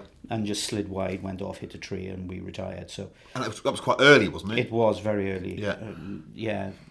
Very early, first day or second day, early in the second day, I think it was. So that was the end of Before Monte Carlo. Super Rally, wasn't it? So you couldn't... No, that was us. We're going home. Yeah. And then we went to Sweden, and we had a great Swedish rally. And, I think we were up against our teammate Kenneth Eriksson, who obviously was a Swedish expert. And, we were doing really well. And we get to one point where, we had a chance to win this rally. And we went to one stage which had very little snow on it, but it was frozen solid. And we played around with a tyre combination of a tyre where it was the ice tyre, which is a big chunky block instead of a little tiny small blocks of snow. But what they'd done, they buffed off 50% of the tread. Yeah. And then had a shorter base spike put into Was it. this based on knowledge or just speculative? It all came from Kenneth Eriksson. Did it? Yeah. And he'd done the bulk of the the test and work on this. So Kenneth Eriksson kind of threw us a bit of a screwball, really, and we chose not to take that tyre, but he chose to take it. So he knew exactly, and he blasted everybody on this stage and went fastest. We took this other tyre and we lost out dramatically.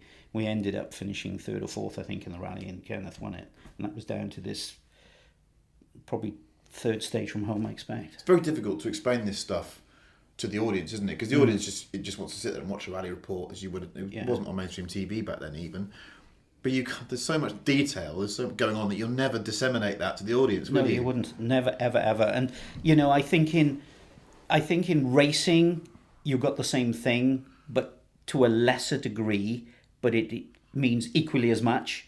But in rallying, you've got all these bizarre conditions that are coming at you that you have to prepare yourself for. Yeah. And you're not dealing with a constant surface. The surface is ever changing.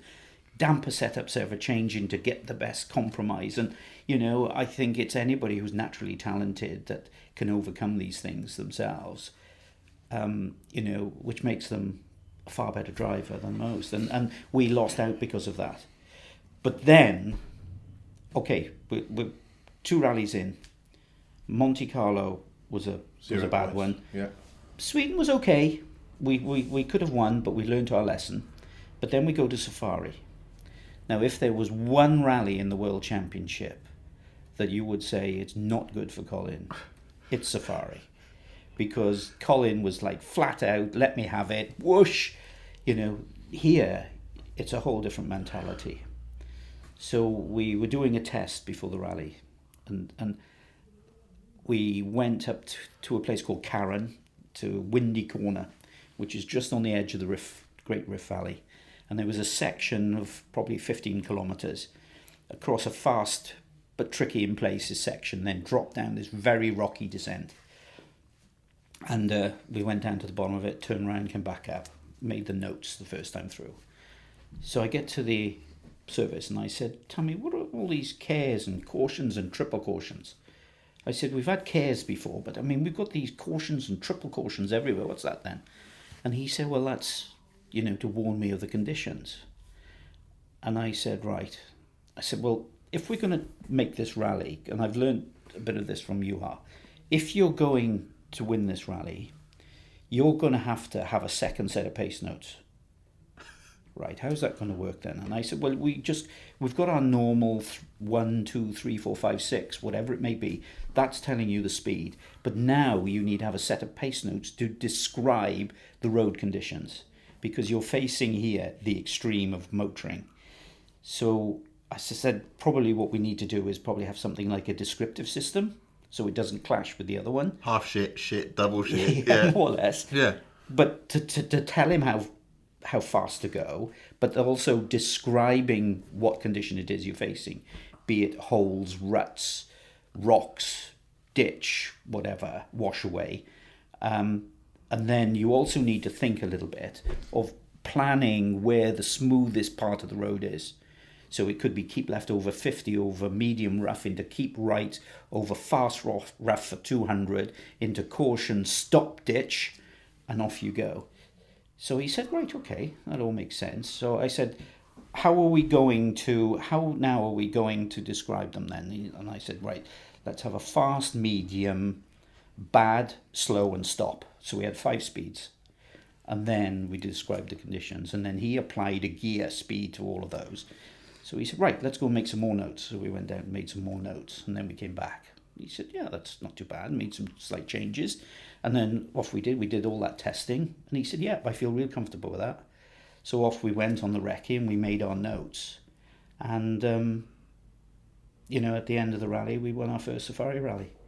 And he drove a brilliant rally. We had an alternator scare, that was a story and a half. But we could waste another 15 minutes of recording. We want to hear the alternator scare. But what you did was, the notes, to interpret that as a journalist, you've sat him down, you've created a system, but what you've done is you've made him think about controlling his speed on the rally, haven't you? The words are a diversion. Yes. You've said to him, your normal approach will not work here. Yeah.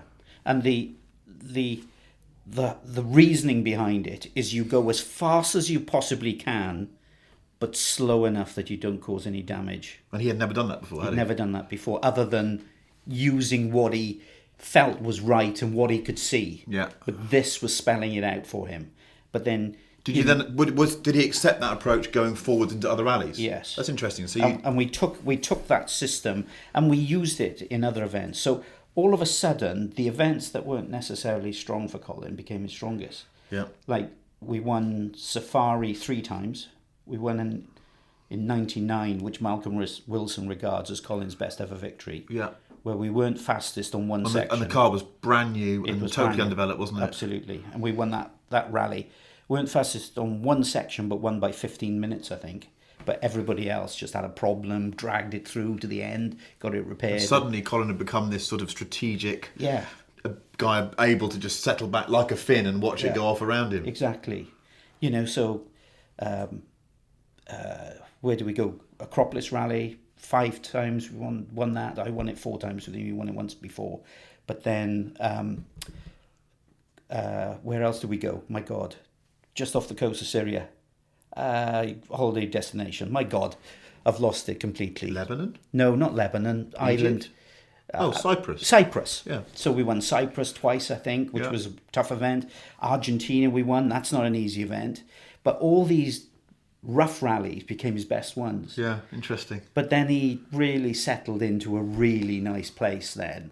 And I think that coming from that, it just gelled us together perfectly. And I think our relationship going forward from there was really good. What's really interesting is, and I'm not a great one for stats or memorising numbers, but when we put this film out, for the benefit of people listening to this, we did a film on Top Gear you might have seen, which was a celebration of the 1995 World Championship, which obviously was then Colin and Derek Ringer. But after that, a lot of people said, well, do you know what? He was a name because of the computer game. He was known for going fast, but he didn't actually win that much. You won a lot of rallies. He's still 3rd or 4th most winning, aren't you? So obviously you've got OGA, the modern era, what have you. But below that, you guys won a lot more rallies. In fact, you're probably the most winning crew that never turned it into a championship, aren't you? Yeah, that's right, exactly. We've lost world championships by 1 point. Yeah. That stuff like that. So, yeah, and sometimes that, like this first year particularly, that was the first victory in 5 victories we had in 97, because we went on to win Rally GP. How many did Tommy win that year? Do you know what? I don't know. But he can't have won many more. No. How many rounds were there? Probably didn't. Yeah. But normally, if anybody in a championship year wins 5 or 6 rallies, they're world champion. That's it. Yeah. But we didn't, because we had the Japanese always had an input into the Subaru, for instance. And the Subaru engine, Boxster engine, big wide engine, very low slung. You've got this massive great cam belt at the front. Yeah. So the whole design of the world car, which was lovely. Have you driven a world car? I have, yes. Yeah. It's different to the old Group A car that you drove. Yeah. It's a lot lighter flywheel, wonderfully responsive off the throttle. It feels like a race engine, whereas the Group A car feels like a nice road engine. Yes, it does. And, but the problem when you've got everything so light, when you come off the throttle, when you hit the throttle, wham, it feels responsive. Come off the throttle, it's going to slow that much better too. Yeah. So, of course, you've got this massive great cam belt in the front of the engine. Well, when you're going on and off throttle, this belt is huge stretching load. and you've got to have these very special cam belt tensioners, which now all of a sudden have to take a massive amount of slack up very quickly, but then have to release incredibly quickly when you get back on the throttle again. Well, they were playing around, and I think a lot of that development was done by Japan, and they didn't quite, it took a long time for them to get it right. So while we got away with it on a lot of rallies, we retired a lot with blown engines because of this. Yeah. And I think it was, we had quite a few retirements of no scores. If we just had a few more 3rds and 4th places, championship. All too often it's how many points you score on your worst day, isn't it, that determines your championship. Making the best of a bad job. And the irony is, of course, that Colin's legacy, people will assume that his 0 point scores were because he'd had some barrel roll and destroyed it. But that year there was a lot of technical stuff. And also Tommy Mackinnon became the preeminent force in the championship, didn't he? He was unstoppable. He was. And I mean, he had a lot of raw speed. And, I think the only person that could probably meet him head-to-head at those earlier time would have been probably Colin. Yeah. But technically, certain elements which held us back with Subaru a little bit. Yeah. But, we ended up finishing second in the championship, I think, again. And, it wasn't a world championship. But, world championships, while it meant a lot to Colin, I think winning and being the fastest was also of interest to Colin, where, world championships, what does it really mean at the end of the day? Colin was a one-time world champion. There's others with 3, 4, 5, 6, 7, 8 world championships, but it doesn't make them any better than Colin McRae, does it? Does it mean they're considered to be any greater? No. You could argue that Colin's legacy is greater than theirs, because his name is completely synonymous with the most exciting era of the sport, isn't it? I think so. I think you're right. So the Subaru era doesn't bring this championship, and I think people thought it was going to with you and him. And then you moved to Ford. Yeah. And Ford that's the beginning of my working life, and I'm there when they launched the Focus. Ford has spent billions on this thing, and they need to go and compete with it, because as you did in those days. And I remember how exciting it was. I remember being flown out by Ford to watch you guys on the Monte Carlo, and we were all put up in the Carlton in Saint-Tropez. I mean, the money they must have spent. We all helicopter rides to go and watch you guys on the stage. It was quite clear the car was about 40 horsepower down on everyone else's car, with that incredible sort of gear linkage that came out of the dashboard that always looked like Colin was trying to rip it out of the dashboard. Yeah. I mean, there was, I think the whole Ford thing came about as much as anything else of Colin being with Subaru since '89.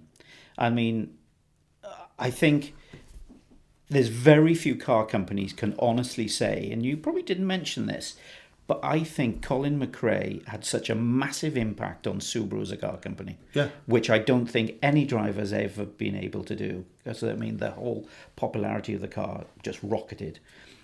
But I think he got to a point in his career, not having won the World Championship in 97 because of this, that and the other. 98 wasn't a good year. We had numerous little problems and maybe a few offs here and there. But he just felt that unless he makes the move now, he'll never have an opportunity to go elsewhere. Yeah. And I think that's where the whole Ford thing came about, really. It's like there's an opportunity. But he was the most obvious person. If you're Ford, you obviously want to win a World Rally Championship with your new car, but you're also marketing.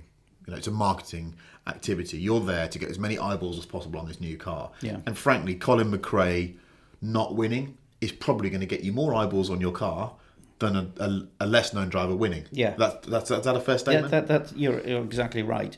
And much later in the career, we'll talk about Skoda, because they were blown away about it. And we hadn't even done a rally for them, although the build-up to the rally. But that's another story. But yeah, he made a big impact for them. But it was a very risque move. It was aided somewhat by the biggest wage packet that any team had ever paid a rally driver before. Yeah.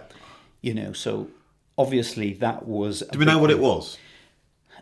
It was just over 5 million at that time. For a rally driver in 99? Yeah.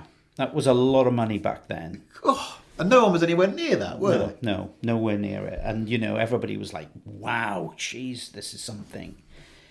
So obviously that... I love the fact that you diverted what you were being paid by talking about what he was being paid. There's no bloody flies on you, is there, Nicky? As long as you edit out that what I said earlier, it'll be fine.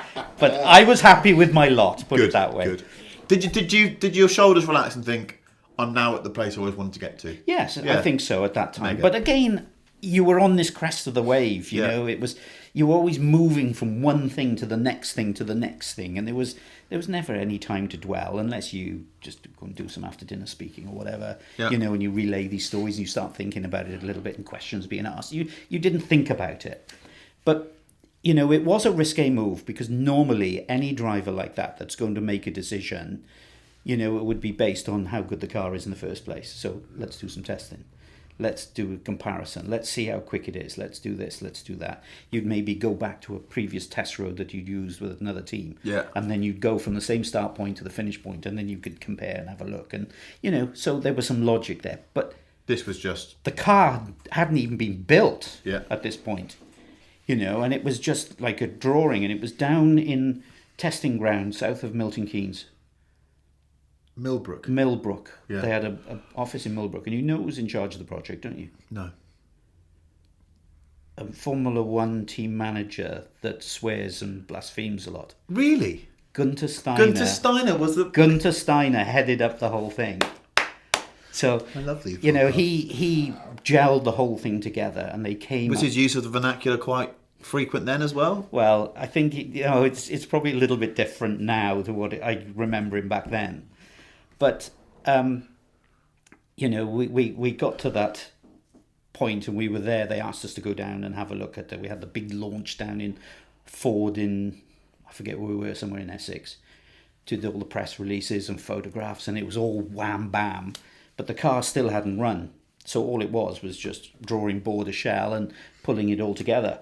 So they actually asked us to go to Millbrook a week later and just said, listen, we're starting up the car for the first time. We'd like you to come and have a look at it because where we are currently. I know it's unconventional and it's disorganised and a bit chaotic, but isn't it also an opportunity for you two to get involved in developing the bloody thing and have it as you want it? Is that... In many ways. I mean, obviously, without having driven it, the basic concepts you're fixed with in the technical regulations that the FIA give you, but they'd already come up with the drawings for this, that and the other. And it was quite evident that this thing was going to be as strong as an ox. You could see that from the way it was built. But, we went to do when we got it running, we had to go down to a place called Chateau Lousteau in the south of France, which where all the Paris-Dakar teams go. And this place is really as rough as a badger's arse. It's awful, and I mean, they just said, right, there's your car, go and break it. So now you've been given a brand new rally car. Not something you say to Colin McRae, is it? No. But, the conditions were bad. We're talking... It's like giving Gazza a bottle of vodka, isn't it? Yeah, exactly. But, this was a test. And in one way, it's a positive because we actually very soon realised, Christ, this car is so strong. Other than damaging wheels and tyres and stuff, the car just kept going. There was no major technical breakdown. There was no suspension damage. There was no ball joints ripping off the thing. This car just took it all. And we're talking, big concrete steps or rock steps and boulders everywhere. And, the car looked pretty shabby by the time we finished, but it kept going. So that was a positive. At least we knew it wasn't going to let us down mid-corner. Then we went to do our Monte Carlo testing. So we went to one place where it was on damp tarmac and, the car wasn't right. There was no grip. It was handling really badly. The steering was awful, and just said, listen, this car, I haven't got any feeling with the thing. It's too hard. And they'd done all the geometry and they'd done their calculations for spring settings and stuff. And then we started talking about springs and they said, listen, these springs are way too hard. So they said, well, it is what it is. So they said, well, let's go and find a bit of dry tarmac. So then they had to ring round France to try and find a road that they could rent which had dry tarmac. And the only place we could go to was just north of Saint-Tropez. So we came from the mountains now down to the seaside, and we were in this country road, and it was perfectly dry. Which is near Saint-Maxime, which is basically Francois Delacour's hometown round there, isn't it? More or less. And there we were thrashing this thing, but it was still like, no, guys, you've got this wrong. This is way too hard. So then we had to go home for Christmas, home for a week. And then we had to go back out before Christmas, where they managed to get some springs, some softer springs. So we started to drive it in the same place in Saint-Tropez. And then you could feel it was going in the right direction, but still, then next minute we had a fire. Then the power steering failed, and then we had an engine fire. Then it damaged some of the wiring loop.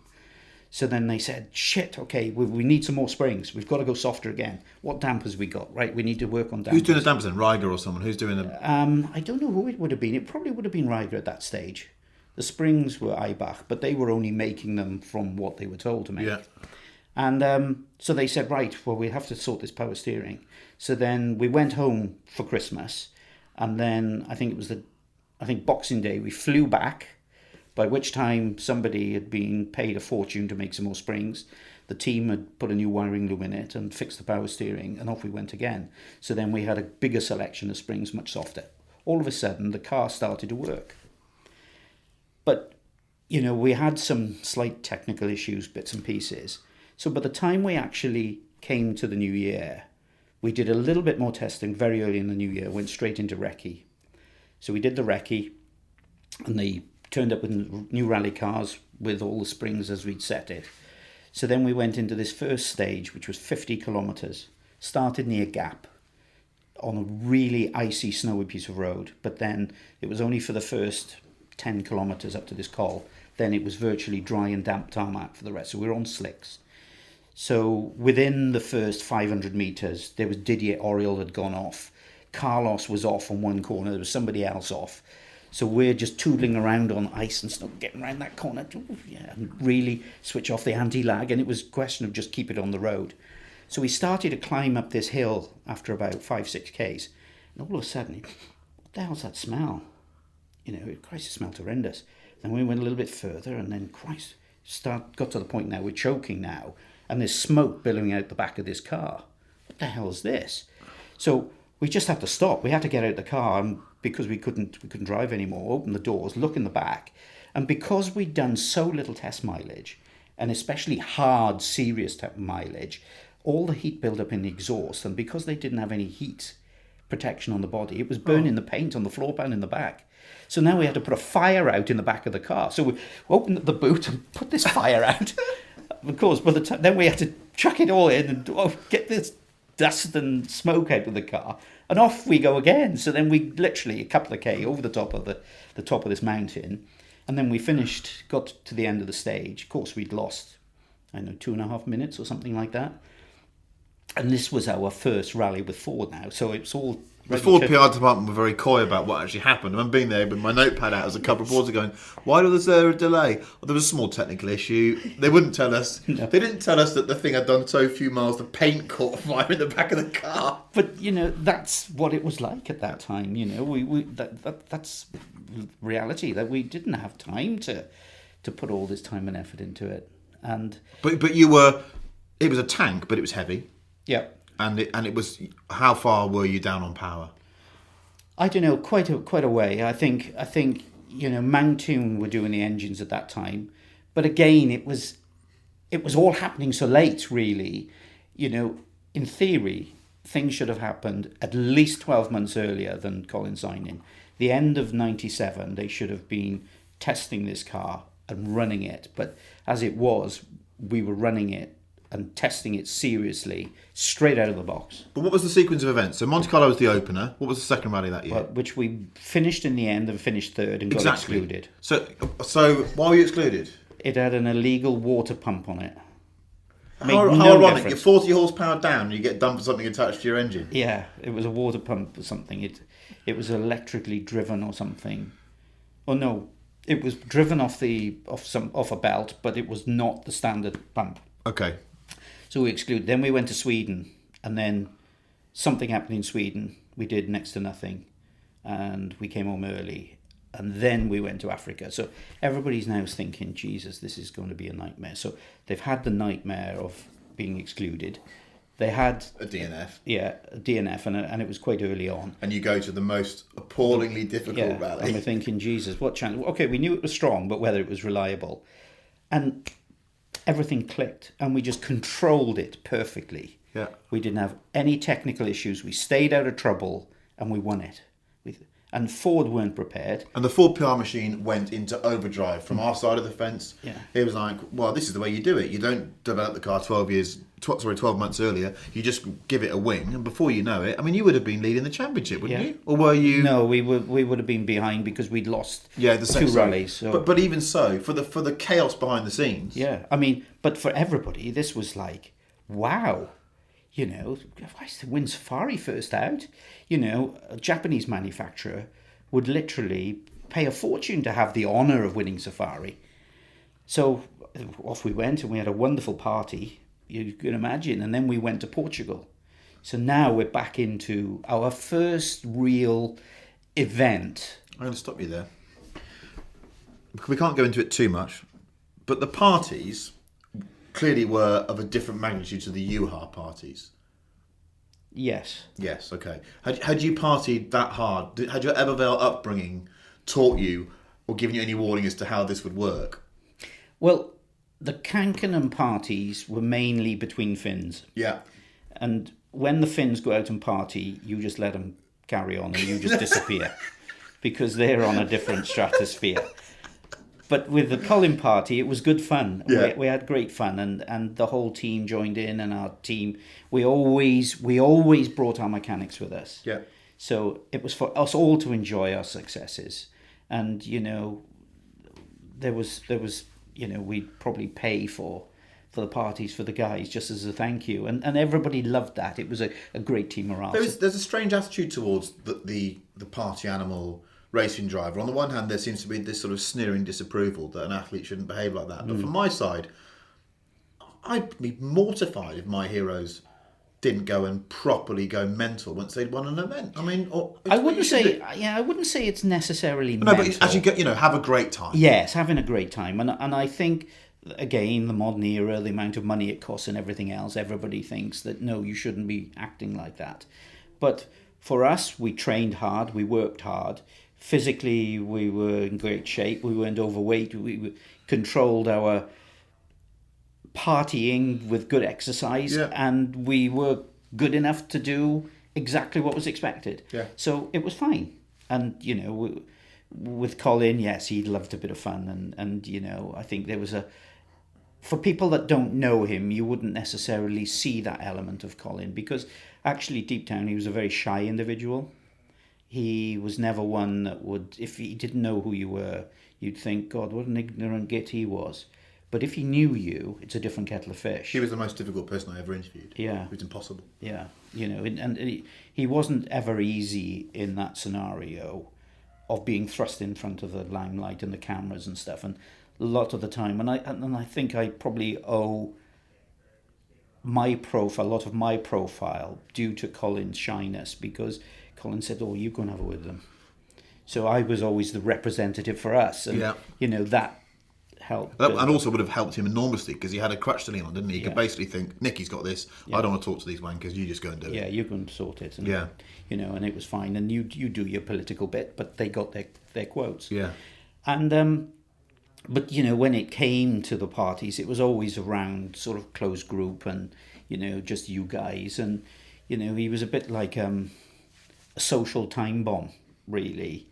You never knew when it was happening or where it would happen. But when it did, it was like brilliant crack. Yeah. You wanted to be there. Yeah. You wanted to be one of the inner sanctum that was invited to it, basically. But it was always off the back of some success. Yeah. It wasn't just a case of wanting to do it all the time because that's what's important. It was always the back of some success. So on the back of your success in Safari, you arrive in Portugal with a hangover. Yeah, and it was the first real event of the season where you haven't got the ice and snow of Portugal. You haven't got the snow tyre ice and tricky conditions of Sweden. You haven't got the roughness of Safari. This is the first sprint event of the season. This is where we know where we're at. Bugger me, we win the rally.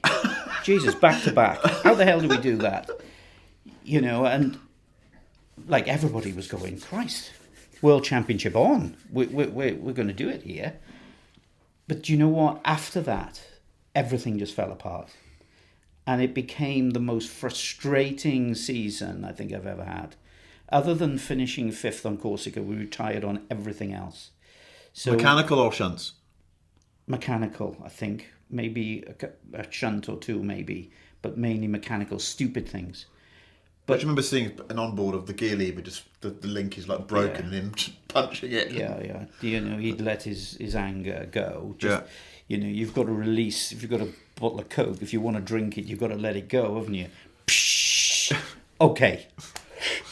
Let's get on with it. And that was Colin. Let that anger go.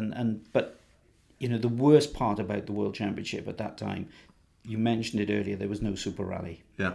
So whereas now, if you retire, as long as you've not smashed the cage into smithereens, you have an opportunity to start the next day. Then we didn't have that. So you could retire on the first stage of the first day, and that would be it, boys, off you go. But you've gone through all the testing, all the recce, all the pre-event build-up, and that was it. You're on your way home. So, literally we had something like 10, we had 4 finishes and we had 10 retirements. So that was we're talking a long time, really. And again, most people would attribute that ratio, that statistic, as being him crashing, and it wasn't, was it? No, it wasn't at all. It wasn't at all. You know, Colin was exceptionally talented driver. He could see a lot of things that probably don't register with another driver. You know, once he turned around to me, he said, "Listen," he said, "I've been thinking about the pace notes," he said. "Unless it's over a crest," he said, "I don't really need to know the direction of the corner." Because he said, "I can see the way the corner's going." So I said, "Right." As a co-driver, that's... I said, "Yeah." I said, "That makes sense." I said, "Yes, and it's one thing less to say." But I said, "It works for you, but it doesn't work for me." Yeah. You know, because especially when we went into 2001, where everything became a lot lower built and you were sat on the floor and you couldn't see forward Was at that all. a Christian Loriot car? Yeah, was that it was one of the those? Loriot, Yeah. And, you know, we couldn't see forward at all. You know, and I had to pick my head up to look out the side door. So, Must have been disconcerting for you. no, it was easy because Was it? reading pace notes that way is the best way to do it. So you're feeling it through the seat of your pants, Okay. of concentrating on what's on the page and, you know, knowing that's the 6 or that's the 4 and the level of G-force and, you know, the direction and what's on the page. So I presume you didn't allow him to make that move, to not have No, him... I said, "Listen," I said, "it may work for you, but it doesn't work for me." Can you imagine? You're sat next to Colin McRae and he announces he no longer wants to know where the corner goes. He Unless just- it's all he over a wants- crest. All he wants is 3, 4, 5, 6, whatever it may be, you know, because he can see the direction. But I think that was him. You know, it's. How can I put this? Everybody would have probably ridden a mountain bike. Yeah. If you ride a mountain bike and you're concentrating on what's immediately in front of your front wheel, you'll have an accident on something coming up, which is far more important because you haven't seen it. With Colin, you read in the notes, and generally the notes would come just when he needs it. That's the way it sort of worked. So it's literally just about one in front, if that. But he's already got that, and he's subconsciously got this corner, but he's already looking where the next one is. So he's sussed the lie of the land. He knows what he's got to deal with. So while we had quite a few accidents, I would say there was probably 100 times more that got away from sheer ability. Yeah. Of just being able to use the width of the road, use that bank and boof, and bounce you back and get it on the road again. And, you know, that was the measure of him. I mean, he had wonderful vision and sight. Did you know at the time that you were lucky to be sitting next to him? Or were you just doing your job? I think once we went from... I think I only realised it and when I got to Rally GB, the first time in 97, because there was so much hype between the whole Richard Burns, Colin McRae thing, that we had to have our separate press meetings, which was normally done in a hotel in London. So all the national press, the Sun, the Mirror, all their motoring journalists would want to come and have their own dedicated slot with him. So we would have a day or 2 days up in London where all these journalists would come together and interview us. And only then, when you see the hype and the buzz, and when you turn up to events and the amount of people, you know, we used to get a lot of people no matter where we went. Yeah. And you could be in a different continent and there'd be a Scottish and Welsh flag being waved on a pole. Did you realise how much people loved him and the way that he drove? But GB was extra special. Because And you were drawing millions of people, huge crowds. It was. And it made the rally, really, Yeah. in terms of ticket sales and what have you. So, you know, it was massive. But I think if you did a straw poll to people of our age, broadly speaking, you know, people between the age of 35 and 60, and said, who would you pay the most to sit next to in a car, to have a passenger ride, be they alive or sadly not with us, I think Colin would win it. I think he would. I think so. And you've done as many miles next to him probably as anyone. Yeah. That must, and sometimes you must go, wow. Yeah. And you witnessed, I love sitting next to people that can really pedal. I've sat next to Colin. I was lucky to do jobs and Loeb and the others and OGA.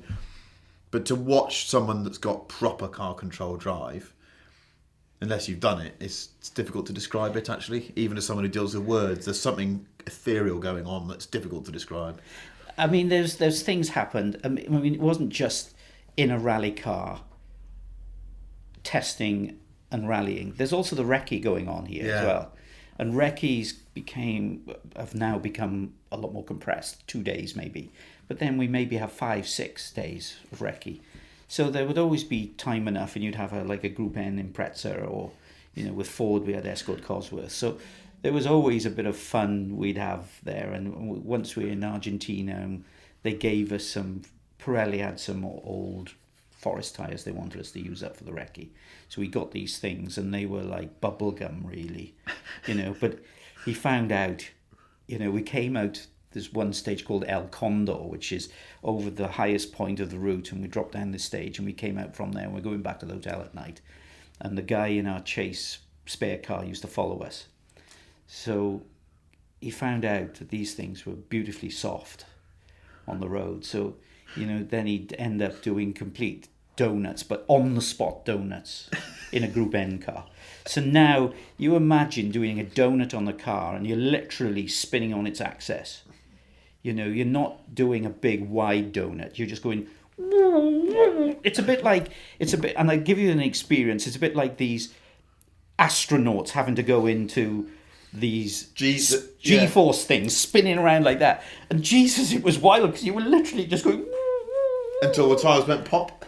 Well, the smoke was just flipping incredible. I mean, it took about 40 seconds for the smoke to stop. So the mechanic was driving down the road section behind us. What the hell's all this bloody tyre marks here? Because, of course, there's this perfect circle there. And then it would be again and again and again. And Johnny Bold it was. He said, boys, what's all these circular tyre marks? McRae said, I think I need some new tyres on this car. So...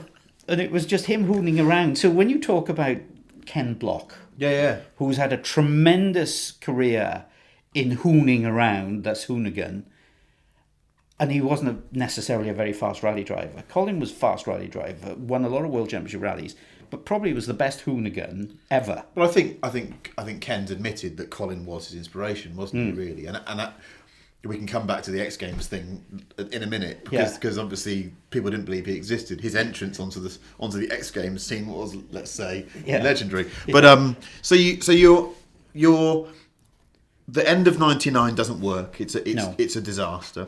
You go into 2000, and by this stage, Peugeot have got an absolute weapon, haven't they? Basically, they've got the 206. The 206 has come out, and it's super clever. Yeah. It's an amazing differentials.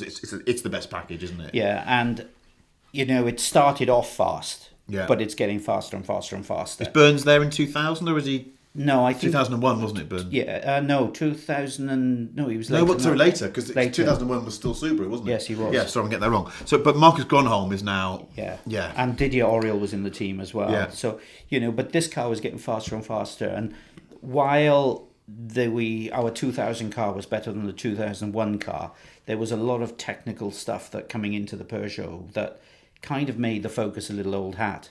Like you mentioned the gear stick earlier, it was a cable-operated sequential gearbox. Yeah. But, that was all a bit temperamental, and sometimes you miss a gear and bang, it would have to go in. So, there was a lot of... The Peugeot had that ring on the steering wheel then, didn't it? Yeah, and, and it was all hydraulically controlled, and, it was brilliant stuff, really. So... we were still playing catch-up, and there was still engine development going on. Mountain were working as hard as they can, working within what we had. But it always seemed to be a case of catching up. But I got the feeling, as someone who was reporting on this, I wasn't a rally reporter, but you got the sense that Ford felt that it was getting its money's worth. Because McRae and you were in the car, you were making headlines without winning rallies. Yeah. Why spend a load more money? It's quite clear Peugeot was spending a lot more money on the actual performance of the vehicle than Ford was. Is that a fair statement? Yeah, I think that's probably right. But the Ford budget was still big, mind you, and we were still going through the motions of doing all this test and development and trying this and trying that. So they were still going ahead. But I think from Malcolm's point of view, it was getting Christian Loriot involved, who had already had a tremendous career in developing rally cars, and I think he was brought into the fray then, and then that's when the whole interior of the car changed, aerodynamically things changed, we were sat on the floor now, and I remember starting Monte Carlo rally, and I thought, Jesus, this car's so low, and literally, if I held my 4 fingers out straight, that was the height from the sill to the ground. And you'd be taking cuts in corners, and you'd feel the floor pan and my seat rocking, because it's so low, you're sling hooking this rally car Did it off worry the you? ditches and stuff. As a co-driver, one of the worst accidents is if the mounting point of your belt gets caught. So were you worried about that at the time or not? No, not really. I think I did ask our team chief mechanic. He said no, that'll never happen. He said the mounting point is different. But I always remember, in Turkey it was in 2006 or 2005, Marcus Grönholm cut a corner and they were repairing this bridge. So there was this tape, and by the time the rally came, all the boys had been cutting across off the edge of this parapet to get off this bridge. Well, in there they'd got little sort of metal pins to support the concrete and stuff. And I always remember Timo Rautiainen reading the notes to Marcus Grönholm, came around this corner, and he went, all of a sudden the co-driver just started screaming to him, ah, ah. And Marcus Grönholm's looking at him, Mita, like what? He's just screaming, and he's continually screaming. And he said, tell me what is wrong. And he said, Moi persesta. Mitä sanoit? What did you say? Moi persesta, which is my ass. And, eventually they went over the flying finish and told him the story. So Juha gets the end, absolute classic, goes to doing the interview. What happened in there? We believe you've lost a lot of time, don't you? Yes, Timo had a problem in there. A metal rod. Straight up his asshole. It was like that, straight up his asshole. Is it and he really? It went straight through the floor, through the seat, and it punctured his buttock. Oh. A metal rod from this thing. Just imagine. Because you wouldn't be able to move other within the confines of what the belt would let you move. But it never happened to me, thank God. But that's. But as these cars got lower and lower, you must have had one eye on it, thinking, bloody hell. I mean, inevitably, when you went to gravel events, though, you had to go higher because, you needed the suspension, travel and everything else. But, things did improve. And although we were always behind a little bit in power, and it was always a bit of a struggle, but there would be events where we would always end up winning through one thing and another, even though other drivers may have their problems. Argentina, it was Acropolis was a prime example. Carlo, they brought Carlo Sainz in as well into the team. Yeah. So now they had 2 real powerhouses, and it was a very frustrating partnership for Carlos, because Colin would always be the last to jump in the bus going to Parc Fermé in the morning. You literally had to drag him out of bed to get him in the car, and Carlos is going, where is he? I said, I've called in, Carlos. He's on his way. He's told me he's on his way. But they did get on, didn't they? They did. But Carlos being Carlos, it was like, where is he? And I said, well, he's coming now. I said, well, you tell him. I said, I've already rung him to tell him to get you. You tell him when he gets in the car. But, whenever they had head-to-head battles, if Carlos was going head-to-head with Colin, he'd never, ever win. Colin would always win the head-to-head. And I think Colin was probably at his best when he was, this is it, do or die. Nobody could compete with him because he always managed to find 4 seconds, 5 seconds, 6 seconds, whatever it may be. Because it wasn't a case of take the brain out, but his level of danger, his threshold for danger was probably a lot lower than... And he had the skill level to take it to that point as well. To that point. And, it was a bit higher than the next guy. And, come over a crest and you have to jump right into the corner between 2 boulders and he'd take it flat and, woof in there and whoosh, he'd take it. So on that note, because I'm not as brilliant with the timings as you, I want to talk through his 2001 performance on Rally GB because I still think that was extraordinary before the massive shunt. But were you in the car for the massive shunt in Corsica? Yes. What year was that? What was the one where he did his cheekbone? That was 2000. Was it? That was a massive shunt. Did that affect you at all? No, not really. I mean, again, at the time, it became as a bit of a surprise to Colin as well, because we did the first day and we'd been to Court A and we started the stage and off we went and we came to long 6 left and 6 left, 52 left and 2 right, which was around a rock face, square left, narrows, over a bit of a kind of a bridgy thing and 2 right. So we came around it and all of a sudden he went, no! Tried to turn in, there was the 2, bang, it was right there. And he was flat chat, no chance of slowing. And he tried to turn in early to give himself some space, clipped the bank on the inside, and it flipped us up onto its side. And we went through literally this hole in a wall and then into some trees. And we ended up, bang, upside down in this ravine. And the road is probably about 20, 30 feet. And there are echoes of Toivonen here. It's a similar accident, actually, isn't it? Quite similar. Yeah. And not that far away from Toivonen's accident either, as it happened. So now we're upside down in this car. I said, Christ, Carl, you all right? Carl, you all right? And his arms are just hanging there. And it was like, shit. So put my hand on the roof, undid the belts, and I'm looking and there's a bit of blood dripping. Oh, shit. So I tried to feel his torso. And, you know, when you're upside down in a car, nothing is where it's supposed to be. You're disorientated. Mm. But there was something wrong and I couldn't put my finger on it. There was something not right here. But anyway, so I checked his body. Right, his body, he's not bleeding from his body at least. So maybe we've got a chance. So now I'm trying to get out of the car. Now I can't get out of the car against the bank. So I kick open the door as best I can. And then next minute he starts screaming. He comes around. Cole, are you all right? And screaming, get me out, get me out. I said, okay, let me have a look a minute. Let me have a look. Can you move? No, he said, I can't move. But he's screaming and screaming. And I go round the outside, round the back of the car. There's petrol dripping out the back. Oh, shit. Get to his side, grab the door. And again, the door is pretty bad and falls off.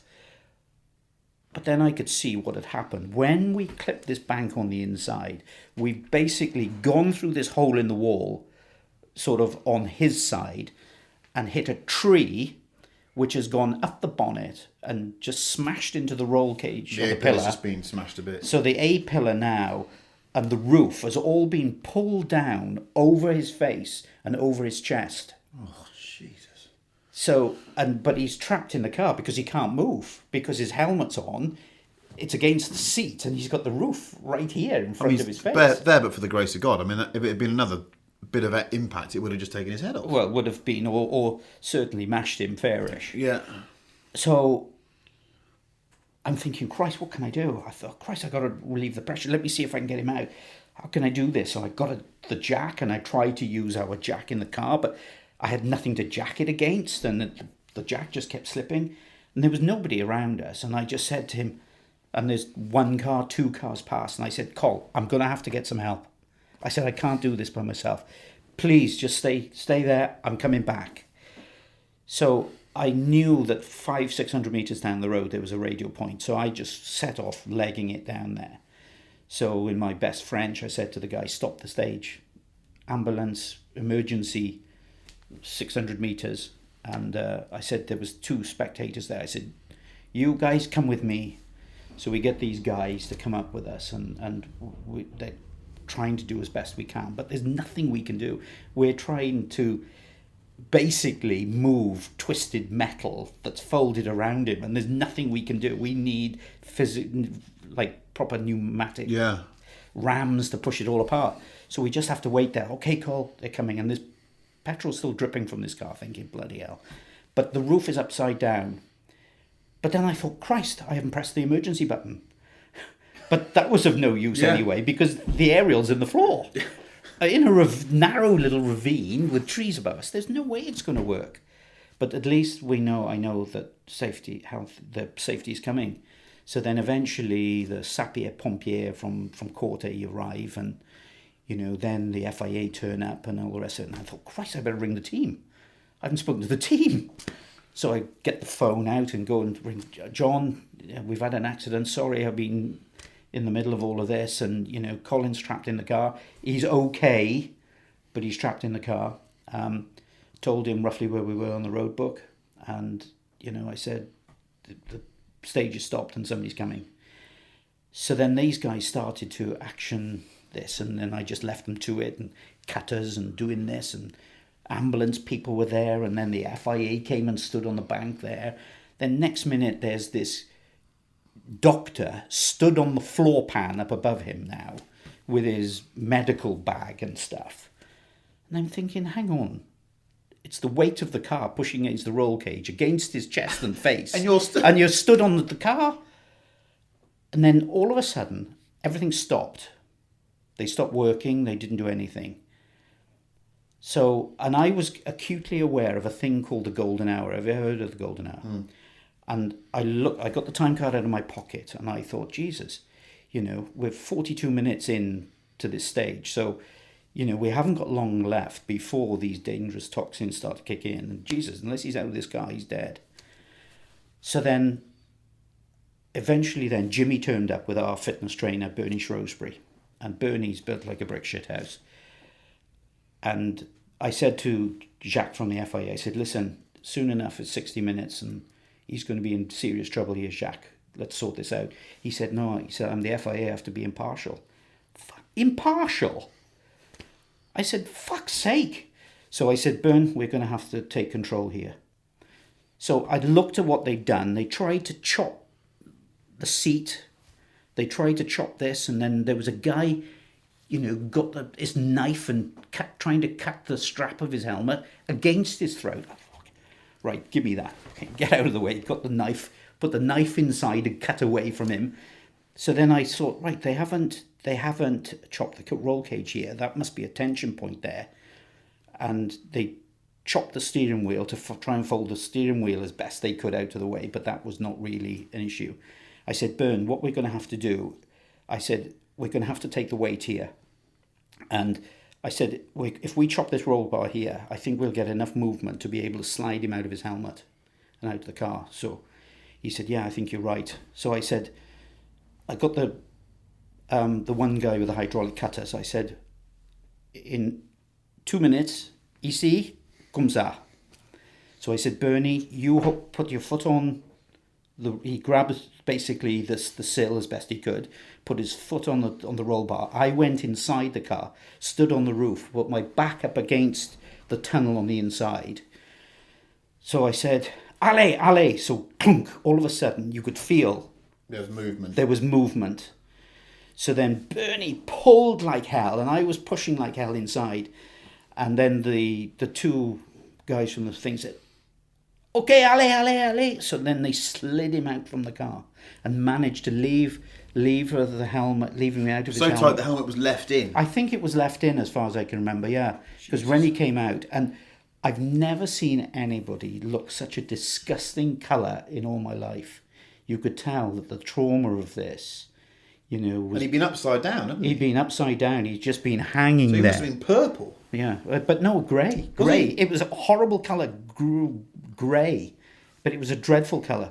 Anyway, they put him in a stretcher, get him in an ambulance, they tranquilise him, put him in a calm environment, and that was all probably about close to 55 minutes. So he was in real trouble, wasn't he? He was in real trouble. But these fire people just stopped. So the next day, I was in a hotel, and I looked at the local paper, the heroes from Corte, talking about these sapeur-pompier fire brigade, about how they were the heroes and all taking pictures. And I thought, Jesus, if people only knew, and he was close to hurting himself. So he was injured, wasn't he? He smashed his cheekbone a bit. And what effectively it was, the roof had punctured his cheekbone. Yeah. That's all it was. But someone like Colin, did it affect him at all? Did it affect his approach to the sport? Well, no, not really. Was he a father by then? I presume Well, Jimmy went with him to the hospital. He went up to Bastia Hospital, I think. And I spoke to Jimmy and spoke to Colin, and, he was like, what the hell happened? What the hell happened? And, eventually I spoke to him and, how you feeling? Oh, he said, I'm feeling a bit better now. He said, I felt really groggy. And he said, I've just broken my cheekbone, that's all. He said, everything else physically, other than got some bruises, I'm fine. So then the next event I think we went to, would it have been San Remo rally, another tarmac rally. So we didn't talk about it. We just went into the recce, we did the recce, and that was fine. And then we got to the first stage, and then thinking, right, I wonder what's going to happen here. And we just 5, 4, 3, 2, 1, go. And you could see he was a little bit tentative, but after 1 kilometre, Gone. That was back to normal. Everything was fine. Most people would never got in a car again. No, and after 1 kilometre, it was fine, forgotten about, and off we went. And I think we finished. We didn't have a great result, understandably, but we picked up some points. Did you ever talk about that accident again? Not to, we did in chatting with guys in the recce or in meals and stuff. Otherwise, but he said, I don't know what happened. And only when we went back to Corsica the next year, when we were in the same area, not on the same stage, he did say, bring those notes from last year for that stage. He had to go back and clear in his mind exactly what had happened. And basically, the long 6 left and 6 left 50 to the 2 left, the long 6 left and the 6 left bit was a part of the long 6. Yeah. So while he was going long 6, he was waiting for this little straight and then another 6. And it wasn't there. And it wasn't there. So we came bowling full speed and we had 50 metres to slow for a second gear corner left, which was no chance. But that 6 was the breaking point to boom, boom, boom, and the 2. And once he knew that, he said, thank God. He said, it's a problem with the notes. He said, I could see it now. They're bloody machines, aren't they? Yeah. Well, I want to fast forward. This is genius. I want to fast forward to 2001. Well, we had another accident that year, the following year as well. Yeah. We went off and broke his finger. Where was that? Corsica. So in 2001 you went off in Corsica as well? Yeah, we went off again. It's the worst rally of them all to go off on. It's just basically drops and walls, isn't it? This was just a big left, cut into a right. And he just cut and just slid wide, went off on the outside and smashed into this tree on his side. I said, you all right? Yeah, I'm okay. I said, right, okay. I pressed the button this time. I got out the car, waved people down. Anyway, I thought, where the hell is he? So I go back. Here he is, that funny colour grey again. I said, you all right? No, not really. I said, oh, shit. I said, can you move? He said, I can't get out of the seat. So what had happened, he smashed onto the A-pillar again, which had smashed everything across. All the door came in, and on the steering wheel broke his finger, where the door had smashed into the steering wheel. But it had also pushed all the sill and roll bar in, and the bucket seat had now folded over him. So now he can't get out the bucket seat. So now he's almost got to dislocate his hip to get out from the seat. So I just went back to the car, pressed red, wave him down and wait for the ambulance to come, and then they got him out. And that was the following year. So Jesus. And that's virtually off the back of winning 97 and 98 in Subaru. Yeah. In Corsica as well. So on that rally. So different breed. The level of risk that you were exposed to physically wouldn't be tolerated now. No, I don't think. Although Tanak's accident, you must have watched that in Monte Carlo this year and thought, there's two sides to it. On the one hand, it's a celebration of the integrity of the safety of the car that it allows you to do that. On the other hand, should you be having accidents of that magnitude and walking away from them? I mean, it's difficult to know where you land, isn't it? Rallying is not racing. I think if you were going to rattle down a crash barrier and stuff, that's one thing. But in rallying, we've always got obstacles. Immovable objects. Yeah, houses, walls, and the worst ones, of course, is trees. Yeah. Because that was always my biggest fear. And we had an accident in 99, which was the only time that I thought I was dead, and Colin thought it was my time. But a sideways impact into a tree. Where was that? Australia. Okay, yeah. I mean, it just went off at big 6-gear right over a jump, and it took off and it landed on the front left on broadside. And the steering they were still developing the steering, it was the wrong ratio anyway. The forces ripped the steering wheel out of his hands, and we ended up changing direction. So instead of going flat right, we were now going flat left, broadside, my side, and all I can see is this massive tree coming. And the sideways into a tree is the one, isn't it? It's sayonara. And I'm thinking, Christ, I'm dead. And, they say that before you, in serious situations, your life flashes in front of you. Damn, didn't it ever to me? Friends, my wife, my family, friends. So I just shut my eyes, and in the last few feet, we had this massive impact and the car spinning around, and I had this tremendous pain in my foot. Anyway, we stopped, and I opened my eyes. Oh, Christ, I'm alive. So I said, Carl, you all right? Yes. He said, you okay? I said, yeah, I'm fine. Yes, my foot hurts. So I get out the car and flipping hobble off, and it's like an aeroplane accident now. There's struts, wheels, flipping brakes, bonnets, wings, bumpers, everything spread everywhere.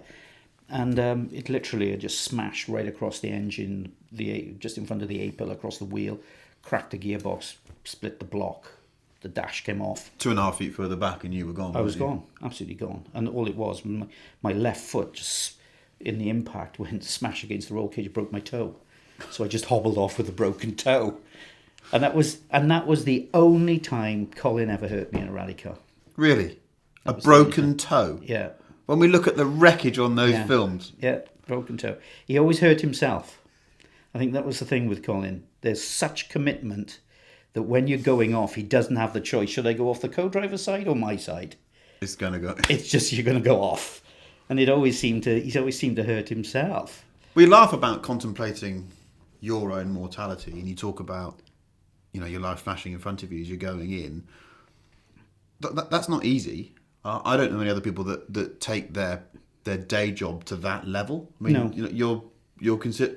Do you have kids? No. Did that have any impact on that? I mean, not really. No, we just weren't gifted in that department, and it's not a bad thing. I'm leading a very selfish life with a wife and I now. Yeah. But, do you think you would have had a different attitude towards all of this if you did have children? No. No. It's interesting, isn't it? I'd still do it. Yeah. I'd still do it, and I think, you never thought about those things. As I said to you before, if you thought about it, you wouldn't get in the car, would you? You wouldn't do it. Yeah. You wouldn't be able to do your thrust into an extremely high pressured, rather dangerous position that you have to block out, concentrate on those pace notes, and just keep it coming in a beautifully delivered, calm, relaxing manner that, you've got to come over like, yeah, you're driving well and everything's under control and isn't it nice and what a lovely stage and isn't the car set up nice? There's other stuff that's really interesting about this as well, Nicky, that you're probably not aware of, but your voice got lovely tone, and also your voice, when delivered through a microphone on what was then a Peltor system, is very distinctive. And I think the Celtic side really helps. Because and I'm sitting with Neilo, who's recording this, by the way, is another bloody Celt from just down the road from Ebervale. But there, you're deliberate. You hit your consonants hard, the T's and the C's, and the vowels around it. And I don't. It's no coincidence that it would have sounded good through the headsets, which definitely helped. I'm sure it matters. Yeah. And the other thing I've noticed, we've got some notes of yours here. Beautiful handwriting. That this is sort of calligraphic levels of. Everything's rounded. It's quite flamboyant writing. Yeah. It's interesting. This is the stuff that people never would know about you, but it is. These pace notes are. I'd frame these and put them on my bloody wall. It's beautiful writing. Probably a lot of these are done straight off the recce, which people can say, well, how the hell do you manage to write these? Have you written these notes? No, that's exactly why I did it. It's just being able to cope with the surroundings and just make it happen. But, at the end of the day, you put into it what you get out of it.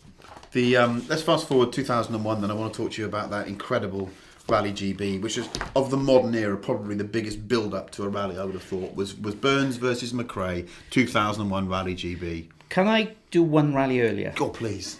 Go on. No, a couple of rallies earlier. Go on. Acropolis Rally, yeah. I think in the same year. Again, a great rally for Colin. We'd already run it quite a few times. And we were leading after the first day, and we were leading after the second day, and we were in a battle with our teammate. But during the recce, we had this new loop in this one area.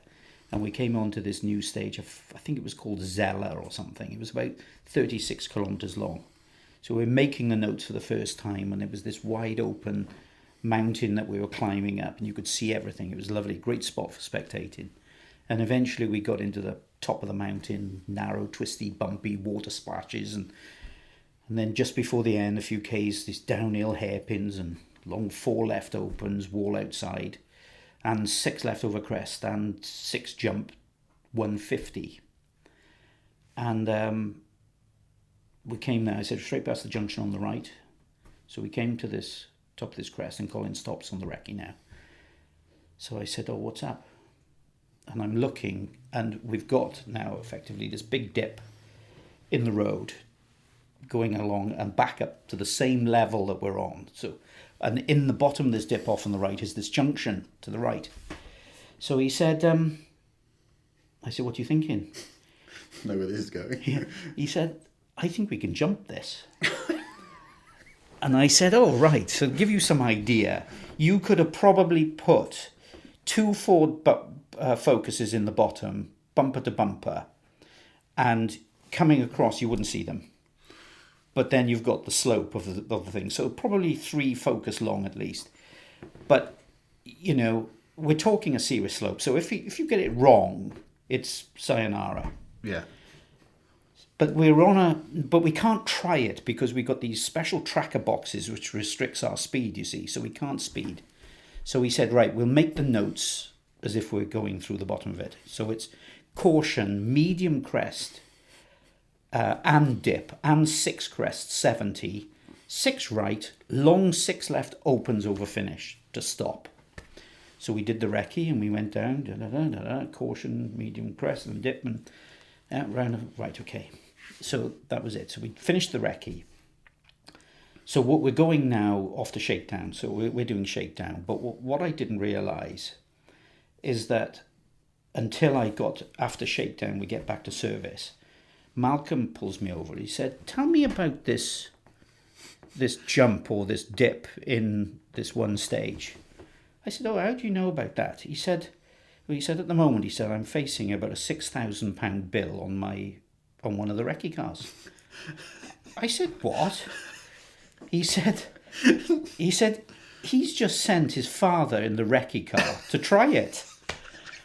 So, oh, Jesus. So I could see Colin talking to his father, you see. So I go over there now, and I said, what's going on here then? And he said, oh, Dad's just been to try the jump. Now, Jim's 60 years of age now, and he's in a Group N car, heavy old lump of a thing. So what they'd done, Jimmy'd got there, they'd got to this point, recce'd it, sussed it. The co-driver was on the crest just to wave Jim down should anything be coming.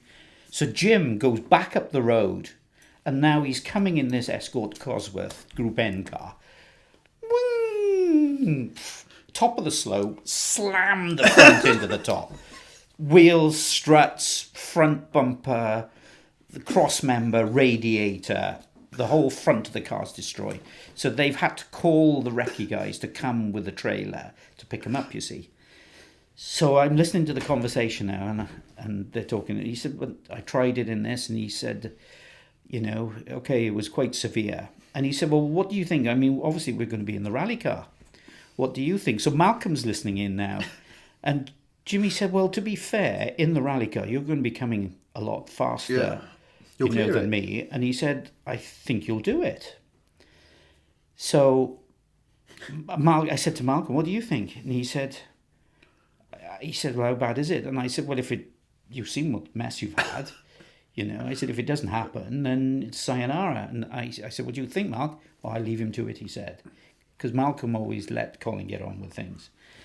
So, right, we leading the first day, leading the second day, big battle with Carlos. We come to this stage, which was 3 stages on the last day, used twice. So we're still in the lead. Started this stage, right, tell me, what are we going to do with this jump? And he said, I don't know, he said, I'm going to see how I feel when I get there. Christ, so that really does help me. So now I've zeroed. So I've zeroed the trip meter, and I know it's on the last page 36 of 36 of the notes, and I know it's at 35.5 kilometres. So now we're reading the notes. It's like a Hollywood score, this, isn't it? It is. It's only good for petrol heads. Nobody else would truly feel they'll the pleasure of it. They'll still be listening. Don't worry. Carry on. So we're going through the stage now, and we know we've got a battle with Carlos, and he's not going to sort of let us get away with it. So I thought inevitably we're going to have to. He's probably going to take this jump. I'm thinking, because we want to make up as much time as we can. So we've got split board in the stage just to tell us where we were on the splits. So anyway, split board came out. Carlos out, and the next guy was plus 30 some odd seconds, so it's a cruise now. Yeah. So I thought, thank God for that. Open hairpins down the hill, long 4 left opens, wall outside, 6 left over crest, and 6 jump, 150. How do you remember these notes? It's amazing. Caution, medium crest and dip, and 6 crest, 70. So I'm now waiting for a big braking section, down the gearbox. Okay, it's going to be what it's going to be. Anyway, he launches this thing. So we landed on the other side. The front cleared it, no problem, but the back wheel must have just touched the top of the hill. Launched the back of the car in the air, and now it's then gone sideways, going down this ditch on the side of the road. Load of spectators on the left, running like hell. Typical McRae. Flat, round the 6 right, long 6 left opens, over finish to stop. So we get there. Fill out the time card. Jesus, that was a bit dodgy, Col. He said, I think I got the line wrong, he said. He said, if we keep it more to the right the next time, he said, I think it'll jump a lot better. So, of course, I had to relive it all again. And that for you is Colin McRae, you see. It's a brilliant anecdote because you've got the board that says you no longer need to do this. Yeah. But you do it anyway. Yes. So why do you think he did do it? Because he wanted to? Probably. And, the devil in him perhaps a little bit. But also now having met his father, who I didn't know before, who's obviously a really lovely man, you get the feeling that he just wanted to go back to his dad and go, yeah, you're right, we can do it. Yeah, maybe. Maybe. Perhaps so. But that was him. Yeah. It was do or die. It wasn't a case of... What would you have done? He would have probably gone down through it. Well, to finish off that story, Colin's brother was doing it with Hyundai, who retired in the morning. At service, Colin said, I took that flat. Alistair said to him, Jesus, you must be mad. He said, no, it was all right. He said, I'm going to do it again this afternoon. He said, and Alistair said, I'll go and watch, he said. So now he sent Alistair. Alistair's gone there to spectate now. So Alistair had everybody on the watch, coming into view to going out of view. We were the only people that took it flat. How much quicker do you think we were? 3 seconds. 2. 2 seconds. All that risk for 2 seconds. And do you know what? The following year, he never did it. We went down through the dip. But the following year, 2 guys did it, which I was quite surprised at. One of them was Carlos, and the other one was a French driver called Bugalski, who was a tarmac expert. Yeah, he was brilliant in the Citroen. He was the only guy to win a world rally in a front-wheel drive car, wasn't he? Yeah. But he was. Those are the only 2 that took it flat the year after us. But he never did it the year after. What a fantastic! But that's Colin, and then we go on to Rally GB, of course. So when we get to Rally GB, we're Burns versus McRae. Either of them can win the championship. Yes. It's Subaru versus Ford, and you don't have the machinery, do you? The Focus is still not the quickest car, is it? No. Well, I think we were ending up. We had. Yeah, Richard potentially could win the championship as well. The French guys were there. Why Peugeot done so badly that year? I think they must have had some technical issues without doing my homework. But I'm sure they had the fastest car, didn't they? Well, yes, they did. They did, and Marcus won quite a few events. Yeah. But we won a few events too. But by hook or by crook, we'd had some sensible, steady performances as well. But we get there, and we weren't in a battle with them at all. It was just a case of staying in front of Richard. So we did the super special down at Cardiff Bay. Yeah, watch that. And we were quickest on that. So we left Cardiff early the next morning, up to Pontypridd to the service.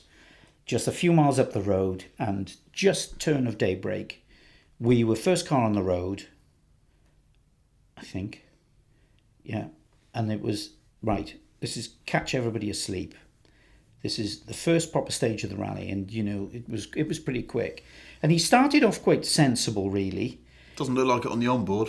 No, but then he got progressively quicker and quicker as confidence grew, and, wonderful car control, and, such flamboyancy, but perfection in terms of where he places the car and how he controls it, and it's not overdone, and staying as best he can in a clean line, and taking a little cut here and a little cut there. And afterwards, we're gonna watch this on the screen, and I want to sit and talk to you as we watch it. But for me, sometimes I'm asked by my friends who don't like cars. Most of my friends don't like cars or motorsport, don't understand my obsession with it. And sometimes after a few glasses of whiskey, they'll say, show me some driving, show me a piece of driving. That is the thing I show them. I don't show them Schumacher in the wet in Barcelona. I don't show them Fangio. I show them that because I still can't get my head around it. Yeah. I don't know about you, but did you ever see him better than that or not? No, I think you were seeing Colin at a point in the season where we'd had a busy season, there'd been a lot going on, done a lot of driving, a lot of testing, and that was him in his prime going on a rally that he's really comfortable with. The downhill sections at the end, when you appear to be flat in sixth for 20 seconds at a time. Yeah. I mean, and, tricky over crests with log piles in and out, and you can easily take a cut too much on a flat 6-gear left over a crest, and be 10 centimetres out. And, you could write the car off. But, he's there just pinned. But as a marker, because the car shouldn't have won that stage, should it, really? No. And it did, didn't it? Well, we had 2 Peugeots behind us. I think Didier was second quickest, and Marcus Grönholm literally was third. But Burns was about 8 or 9 seconds behind us. So then we went into the next stage, which was a short stage, which brought us right out on the top of the Rigos, above the Rhondda Valley. And, we did that stage, and we beat Richard, but Marcus had taken a few seconds out of us. So we're now on the road section, dropping down into Treorchy. And Colin's going, fuck. I said, what's wrong? He said, fucking Marcus taking time out of us. I said, listen, it doesn't matter about him. It doesn't matter when we're in a battle for Richard Burns. That's what we've got to concentrate on. It doesn't matter what he does. Let him get on and win the rally. But he said, no, we need to have a buffer just in case we have a puncture, or we need to gain 30 seconds. I said, let's try... 30 seconds? That's what he's thinking. And I said, let's get it at the end of the day. You're not going to do it in a stage. Let's do it bit by bit by bit. But I said, it doesn't matter what happens in there.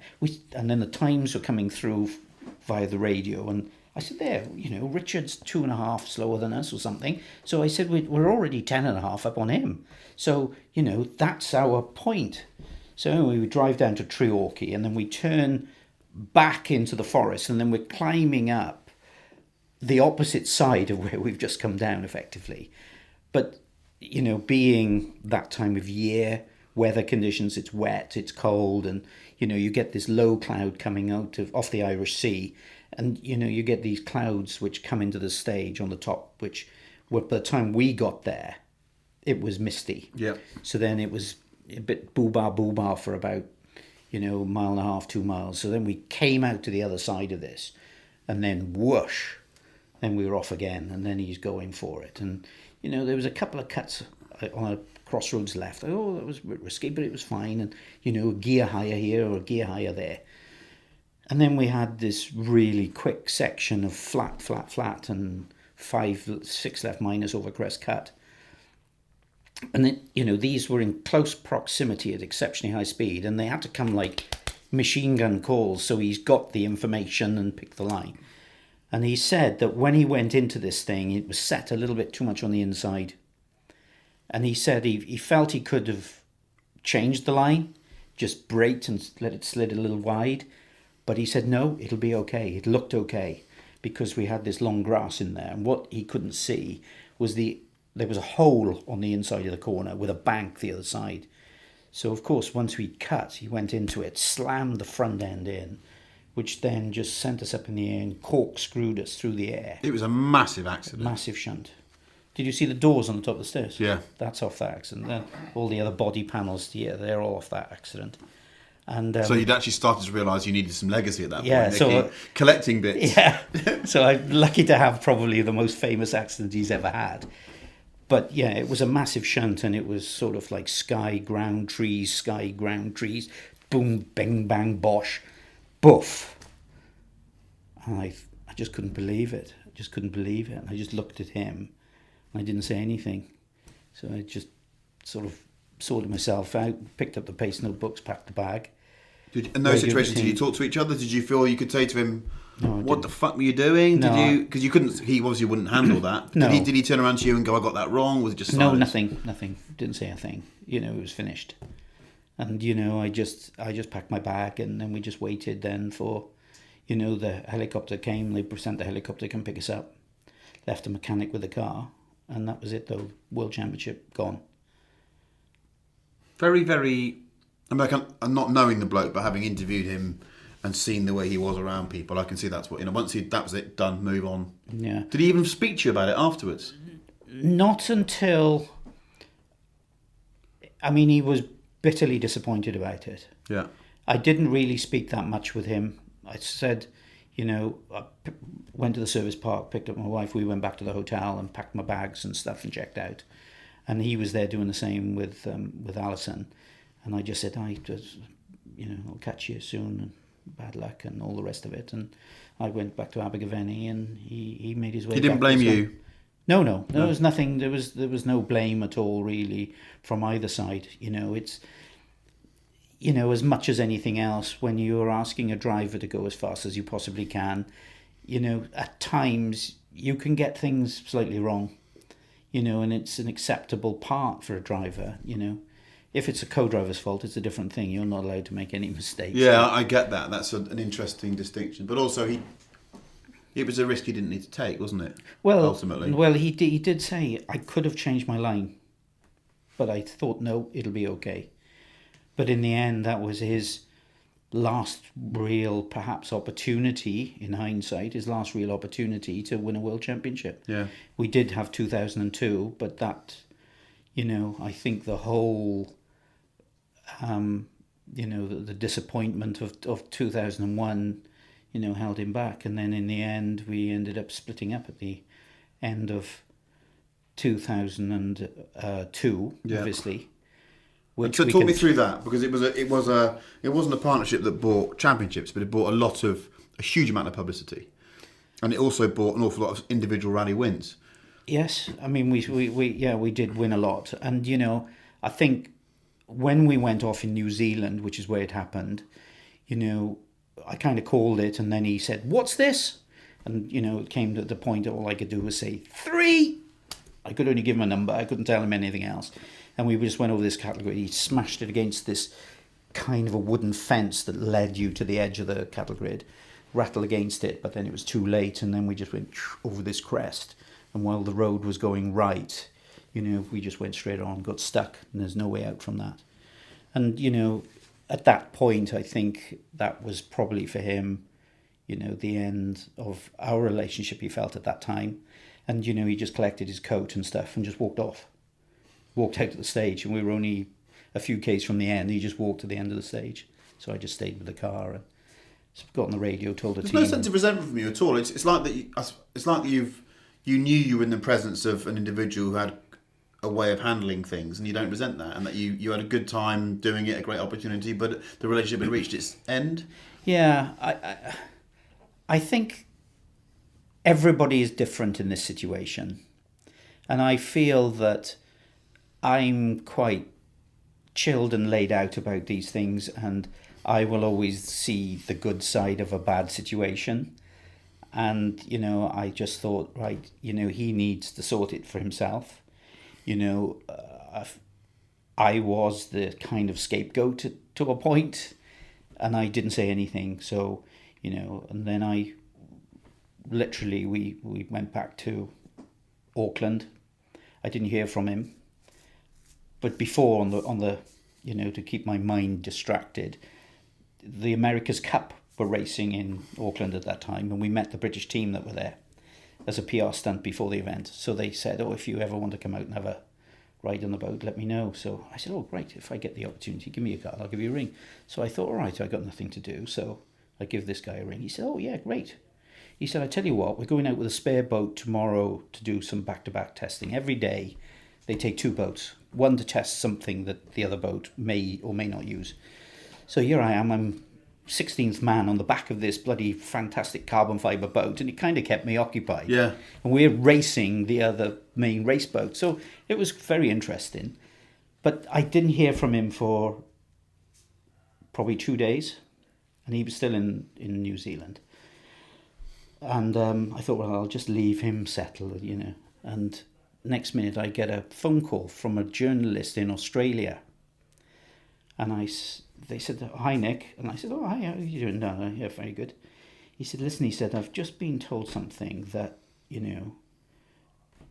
that you won't be doing Rally GB, but I don't know it yet. That's what it came from the journalist in Australia. So I thought, Jesus, I felt really disappointed then, I can tell you. So anyway, I thought, right, I'm going to pick up the phone and speak to him. And I said, I said, listen, I think we need to get together here.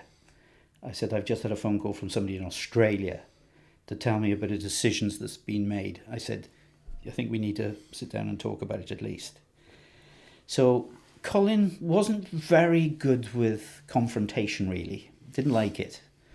I think if he was dishing it out, it'd be a different thing. But, the onus here was for him to take it. And he was very standoffish. And I said, is it true? He said, yes, I've decided to do that.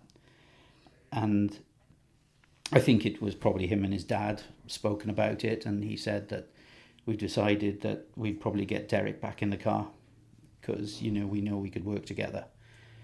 And I said, well, listen, I said, we've been through a hell of a lot in these few years. I said, we've won a lot of rallies. And I said, I thought you could have spoken to me before you went announcing it to the world. I said, you owe me that at least. I said, the fact that it's out is one thing. But I said, listen, we've got to think about when it is announced and how we're going to handle it. But I said, I want you to know that no matter what, I'm not going to be saying anything detrimental about you. And I don't expect you to be saying anything detrimental about me. Just say that we've decided to move on and let's leave it at that. And, I said, you never know what happens in the future. And I said, I don't want to fall out with you because I said, we're friends. I'd like to think we're friends. I said, even if you feel we're not good working relationship. And he said, that's agreed. I said, right, come on then, let's go and have a beer. Do you think he stuck by it? He did. And I think there was a fair amount of respect in me saying that. I think he accepted that and he said, yeah, that's absolutely fair. And I never slagged him, and that was it. As it happened, no, I think it was Australia and Rally GB. It was 2 events. Yeah. As it was, Speed Television in America asked me to go and cover their coverage of the World Championship. So for Rally Australia, I was in Charlotte doing some voiceover work for them and punditry. And then, I went there to do Rally GB as well. And it kind of saddened me when I was glad for Derek that he had the opportunity to go back there because I think, Derek's a different person to me completely. He's very quiet and, stay away and just do what he needs to do and then go to his room and stay there. And that was him. And, and I felt that, he was the scapegoat as well at some point. But I was glad he had the opportunity to get back in the car. But I was kind of a bit saddened for him because things had moved on in those, what it would have been 6 years. When he got back into the car, he seemed to be struggling a little bit. Yeah. And in GB, something happened there. And, I thought, oh, it's a shame, perhaps Colin could have perhaps brought somebody fresh in again, Yeah. give him some fresh impetus. But in the end, Derek went and did another year with Citroën, which was, I was hoping I'd have the opportunity to at least sit in for Citroën, because at that time they were a team that were on the charge, and Yeah. it was happening. But I never had the opportunity. And this young lad called Sebastian Loeb, Yeah, started to kick ass big time. he probably... I mean, Colin's career was doing that, but that was the end, wasn't it, really? It was. I mean, I remember going to a test day they put on for the media out near Aberystwyth or something on a test stage there in '03. And it was... I think Colin actually had a shunt that day, or maybe Loeb did. But it was obvious from the way the team were talking that they knew they had something absolutely red hot on their hands. And he blew them away, didn't he? The new style of driving, this straight style, sort of wall-to-roll style. It was. And it wasn't as flamboyant to look at, but it was the beginning of a new era, wasn't it? But the thing is, I think the one thing that crystallised Sebastian Loeb was not just that new style of driving, but it was the team developing a whole new car around that way of driving. So while it was extremely efficient, the car became equally as efficient to allow him to do that. So it was doubling up on the benefits. And also the negative side for Colin, because he's the guy who wants the rear bias car to slide it, and the car doesn't want to do it. Well, I did have an opportunity, because eventually the Speed TV thing sort of kicked off, and I started doing my own bits at the rallies for Speed. So I was doing all the World Championship again, and some 2-3 years later, the boss man from Skoda came up to see me, and he said, Nick, what would be the opportunity to try and get Colin to come and do a rally for us in a car? And I said, well, that's a possibility. I said, do you want me to broach the subject? And, you happy for me to co-drive? And he said, yeah, of course. So I picked up the phone and spoke to him. I said, listen, there's a potential interest to do a rally here. And I said, because Colin had been out at that point for year and a half or something, was doing nothing, because his career was finished at that point, which I was quite surprised at, really, in many ways. I thought he would have had a lot more opportunities, but Citroën was the end of it. Yeah. And he said, yeah, okay. I said, me co-driving, of course. Yeah, no problem. Yeah, that'd be great. I said, do you want me to have a little bit more of a conversation and then come back to you and then hand it over to you? He said, yeah, that'd be great. So spoke to them, and they said, right, what's your thought process? Right, we were thinking that perhaps doing Australia, and then straight off Australia go and do Wales Rally GB. So he said, yeah, that's fine, that should be a possibility. And I said, obviously you've got to have to talk to Colin about monies and stuff, and I said, obviously there's our fees as well, and yeah, that won't be a problem. So I said, right, well, I'll get Col to give you a ring. So got his numbers, and that was it, deal done. So we get to Australia. What year is this? 2005. Yeah. So now all of a sudden there was this Skoda Fabia that had been in the World Championship for a couple of years, but had never ever done anything. It's always been there or thereabouts, but it was never at the races. Armin was driving it. And the Octavia was more Armin, wasn't it? The Yeah. long wheelbase thing. He was sideways everywhere in that. But this little Fabia was a fabulous little package. Yeah.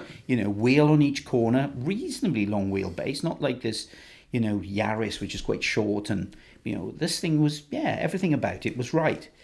So we went to Australia, and we did a bit of testing, and it felt okay, and we did a bit of this and a bit of that, and fine, good, it was fine. And we set off on this rally, and right from the word go, we were at the races. But Australia was a bit different, because you've got this, when we were over in Western Australia, in Perth, you had this funny kind of round ball bearing type gravel. And it was obviously exceptionally dry, so it was a hard base, but you've got these ball bearings sat on the surface. So you had to work with the tyres to hold the stones to get grip of stone on stone. Yeah. Not to clear the stones, because You wanted the tread box to fill up. Yes, to use the stone to get your grip. So, but it was narrow. They were tracks made in woods. So you may come out of a corner and you'd have this bloody great big tree stump right on the edge where you drift the car to. So in a lot of people's minds, this is like, ooh, watch this one. Colin. But Colin was a different thing. He would commit, not to the point of needing to hit it, but his danger level would be one step higher than most people. And we were right at the races, but there was a lot of devastation on that event. I remember that Loeb crashed out early. Somebody else. Was there a massive out. Mitsubishi crash on that one as well? Yeah, Delacour. Engine out the front. The engine shot out the front, just up the road where I had that deadly accident with us in the Focus. It was a horrendous shunt. But anyway, last day, or the penultimate day, we get back to Perth. The team is absolutely buzzing. Armin Schwarz is nowhere to be seen. We're second overall. Now, all of a sudden, Skoda have never, ever been in this position before. Yeah. You know, this is like, there's no chance of us winning, really. Duval was in front of us in a Citroen. So the last day was made up of 2 stages twice. Sort of run twice, so back to back. So at that service, everybody was carrying on. We had our lunch and our dinner and stuff, and you know, we put the car in parc fermé, went to bed, and you know, obviously we left engineers and everybody deal their thing. So we start the last day. So off we set, and we disappear into the first of these 2 stages. Now at that time we were on Michelin tyres, and it was when the road becomes a lot cleaner, the Michelin tyre became far more competitive than the Pirelli. But the Pirelli was a lot better when it was slightly dirtier and a bit more road cleaning and the design of the tread or whatever it may be. So we were close. We were just in front of Harry Rovanperä in Mitsubishi. And we did the first loop of stages and we lost a few seconds and we were actually in 3rd place. But we knew that our tyre on the second run through these stages we'd be much quicker. So now it's 20-minute service back in Perth, and we're having, you know, just a mid-morning snack and a drink and stuff. And I'm sat next to Colin and my wife and Alison, Colin's wife, and next minute there was a nudge, and it was the engineer. He said, Nick, could you go to the out control for us?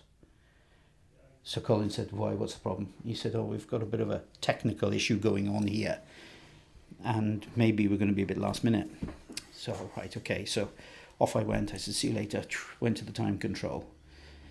So what had happened, we had a junior engineer who the night before had been looking at the data from the car, and there's a measurement for where the clutch is in terms of the wear ratio of the clutch, and it was actually very good.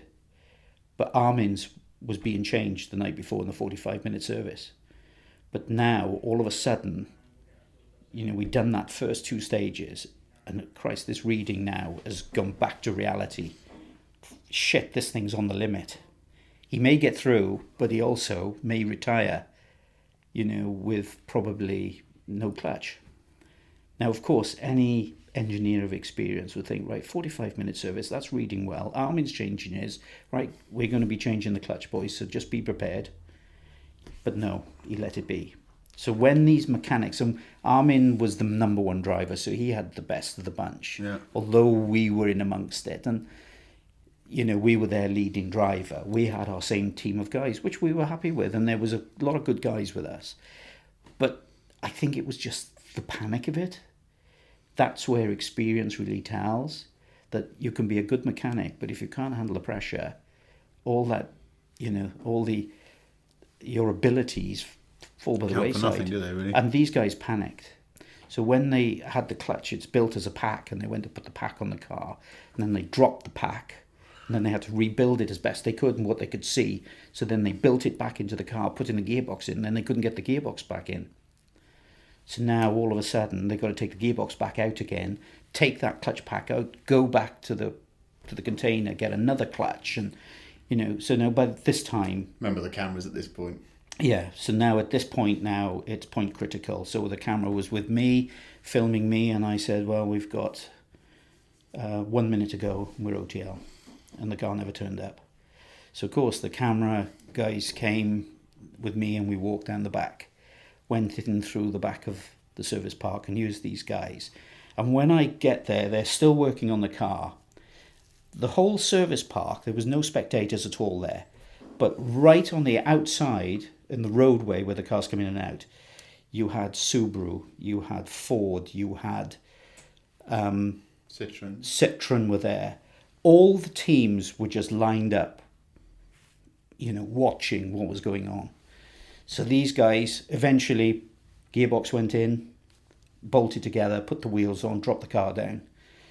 The mechanic started the car, dropped it, reversed it, pushed it back into first, pulled it back into the service park, into the point. And all these guys were clapping like hell.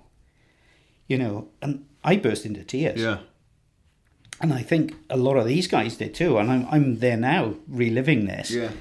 But these poor mechanics were crying themselves, but for the wrong reason. And they couldn't stick it there. They all went into the back, the service park. They were in these containers. There was stuff being thrown around everywhere because poor chaps were thrust into a position that probably they shouldn't have been in the first place. It had gone wrong, and this was the best result that Skoda would have ever had. Gone by the wayside. But it was an amazing story. It was. And actually, the fact that you didn't finish second or third doesn't diminish the quality of the story. No. Not the way you tell it, anyway. No. But you did do GB, didn't you? Well, we did. We went straight from there. We came to GB, and we said to the press guy from Czechoslovakia, we said, listen, we just need to let you know how these press conferences have worked in the past. What we suggest to diffuse what happens at the rally, because it'll be absolutely mental otherwise, is that we have a dedicated press day on the Monday or whatever it is, the week leading up to the rally, and we do it in London. We normally book a hotel, book these people in, fine, sorted it. We did this press day, and they had column inches like they'd never ever experienced before. And we got to the rally, and it was still manic in the rally because now we were back. The people outside there, the flags and the cheer and everything else. And this press guy, the main press guy from Czechoslovakia, was shaking his head. And he said, Nick, he said, Skoda have been doing this rally for 26 years. He said, we've been involved in the World Championship for I don't know how long. He said, what's happened in this rally has totally blown away the last 26 years of press and PR that we've ever done. He said, I can't tell you how positive this has been. And as it was a difficult rally because getting back into GB again, and of course it was the death of Beef Michael Park. Yeah. And, it was a bit of a sad rally from that point of view. But, it didn't matter to people. It didn't matter. Colin was back. Did you finish? We did. Yeah. I can't remember where we finished. Top few anyway. Top 6 or something. Weird thing. That's the only... I did that rally. I did it in a Group N Fiesta. The first time a Group N Fiesta ever rolled. What we were doing there, I do not know. But me and... So Tuthill... Yeah. Ford said, do you want to do it, make a great story? And I went, I've got no experience. So we did a bars course. Yeah. And we did the Woodpecker, I think. And then we turned up and did it in this with Malcolm running the car. And I've got the book. I've got all the M Sport books, and I've got a results sheet that says that, and my name's on the same page as your name, and I treasure it. It's in my little... I don't have things on my wall, but it's in my little desk drawer, and it says my name and Richard's name. And I always remember being told that Michael Park had passed away, and we were so far... That's Markham Park, wasn't it? And yes. We were so far down the running order. You never even got down that part of the world. No, we just got told to go. And then we all wobbled over to do that sort of slightly Mickey Mouse thing in the stadium at the end. Yeah. And we'd been up against... we won our class of...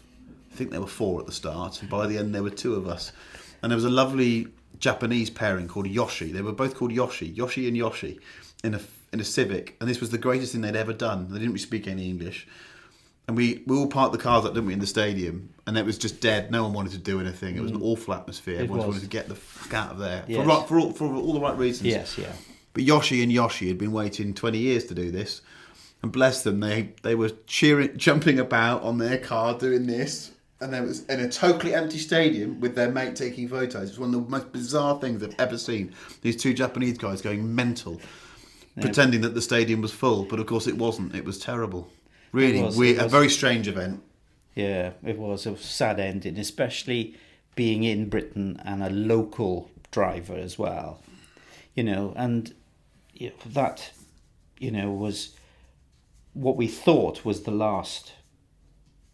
But there was conversations taking off, and Skoda were going to cut back and they were going to pull out the World Championship. But then I think David Richards was involved in a conversation to say, listen, do you realise what you've got here?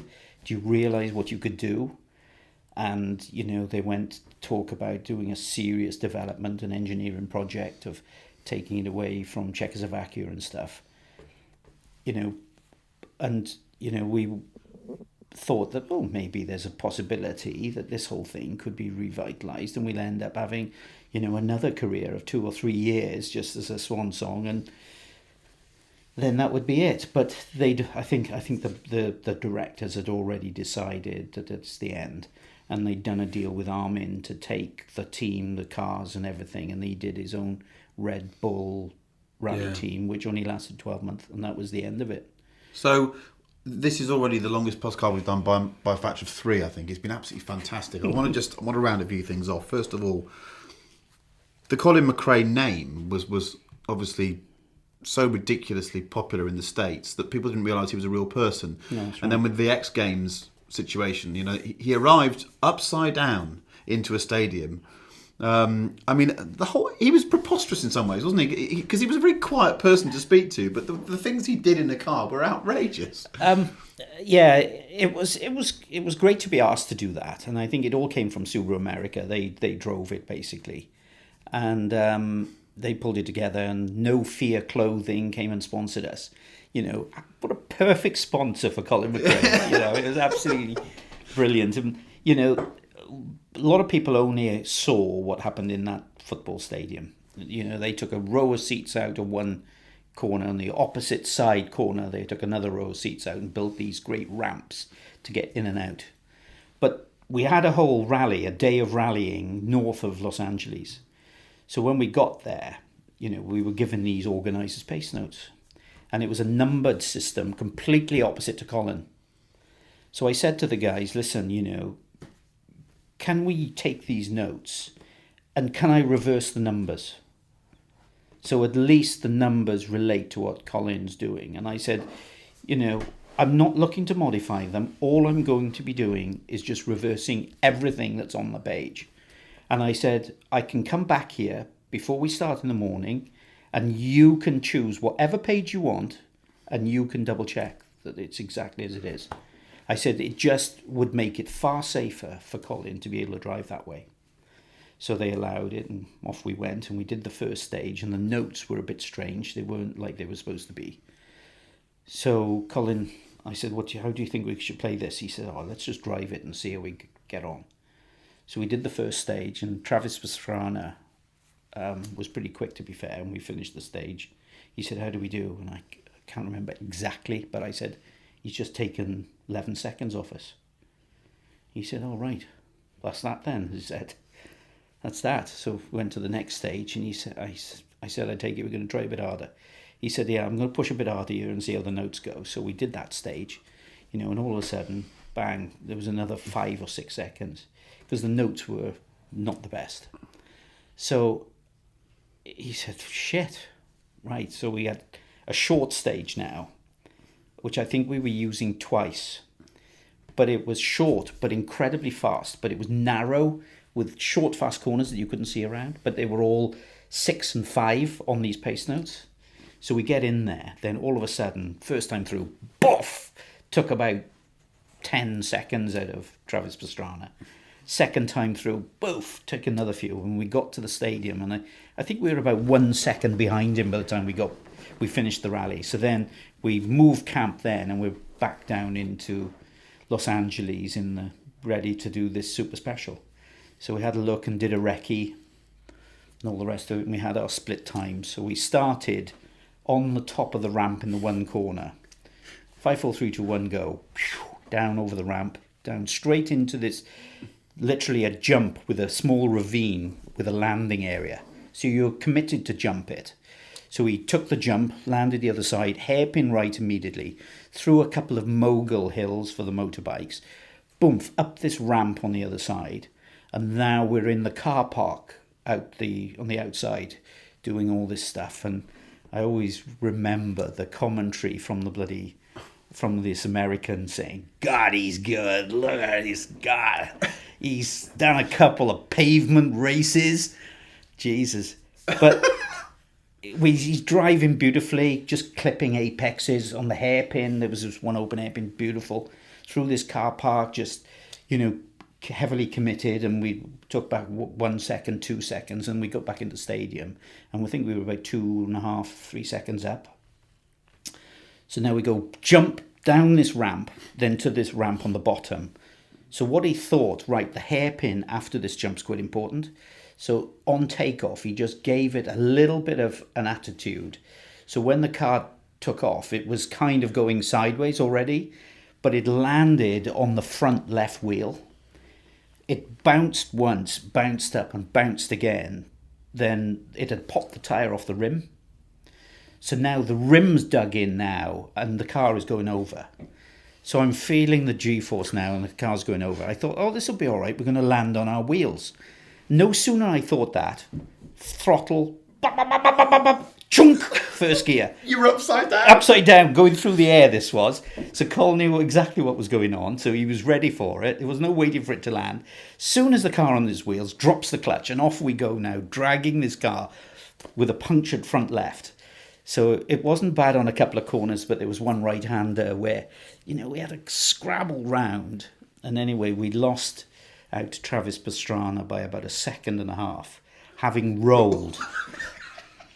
Now, they couldn't believe, and you were right, they thought Colin McRae was just some fictitious character. He was, what's her name, Lara Croft, wasn't he? He was, yeah. He was of rally driving, yeah. And, all of a sudden, this accident made national 6 o'clock news on 2 channels, I think, in America, which is like, for a sponsor like No Fear, they couldn't believe how brilliant it was. And then all of a sudden, Colin McRae was just like a whole new person. He's real, and wow, what a driver he was. But that was him, and I think that, the world of rallying, is probably quite... is worse off because we haven't got Colin McRae for sure. And that, I think while he is not with us anymore, I think the legacy of Colin McRae, without doubt, will live forever. Yeah, I agree. And I think even doubt flat out is a hashtag that was used so much when we showed that film a couple of weeks ago. I've never had a response to a film that we've produced, either Neil and I on the internet or on Top Gear now for 4 or 5 years. The response to it was extraordinary. The extent to which this quietly spoken Scottish bloke has wormed his way into their motoring lives. He's just is the ultimate driving hero, because I think everyone wanted to drive the way he drove, because it was so exciting. And I don't know. I think you reach an age where you start to view life differently, and maybe, just maybe, the fatalist in me thinks that some people were supposed to shine brightly for a shorter time rather than to shine less brightly for a longer time. Maybe that's what Colin's place on this planet was. I don't know. But the one of his other sayings were, "I'm here for a good time, not for a long time." And it always surprised me that when we flew with him in his helicopter, he says, "You don't mess with these things. It's bigger and better than I am." And lo and behold, it was that one thing that actually killed him in the end. Yeah. And he had a lot of respect for a helicopter. So it only goes to show, doesn't it? But, from my point of view, if we're going to end this on something, then, I think to say that, I've had a great career with a lot of wonderful drivers, but at the end of the day, probably the Colin years were probably the best of my career, really. And I think it's something proud to look back on, really. I think what an amazing experience. You sat next to the man, didn't you? You sat next to the man, and now you're sitting here in an amazing building with a wonderful business, selling God knows how many Stilo helmets. Anyone that's involved in motorsport knows you, Nicky. You're always around. But what I will say, and I'll have the final word here. You don't often have this happen to you. You have a unique ability to express yourself. And the things that you've done, and thank you so much for doing that. And the things that you said on that film were thought-provoking. And this has been, without a doubt, the best podcast I've ever done. So thank you very much. My pleasure. Thank you, guys. Thanks for listening.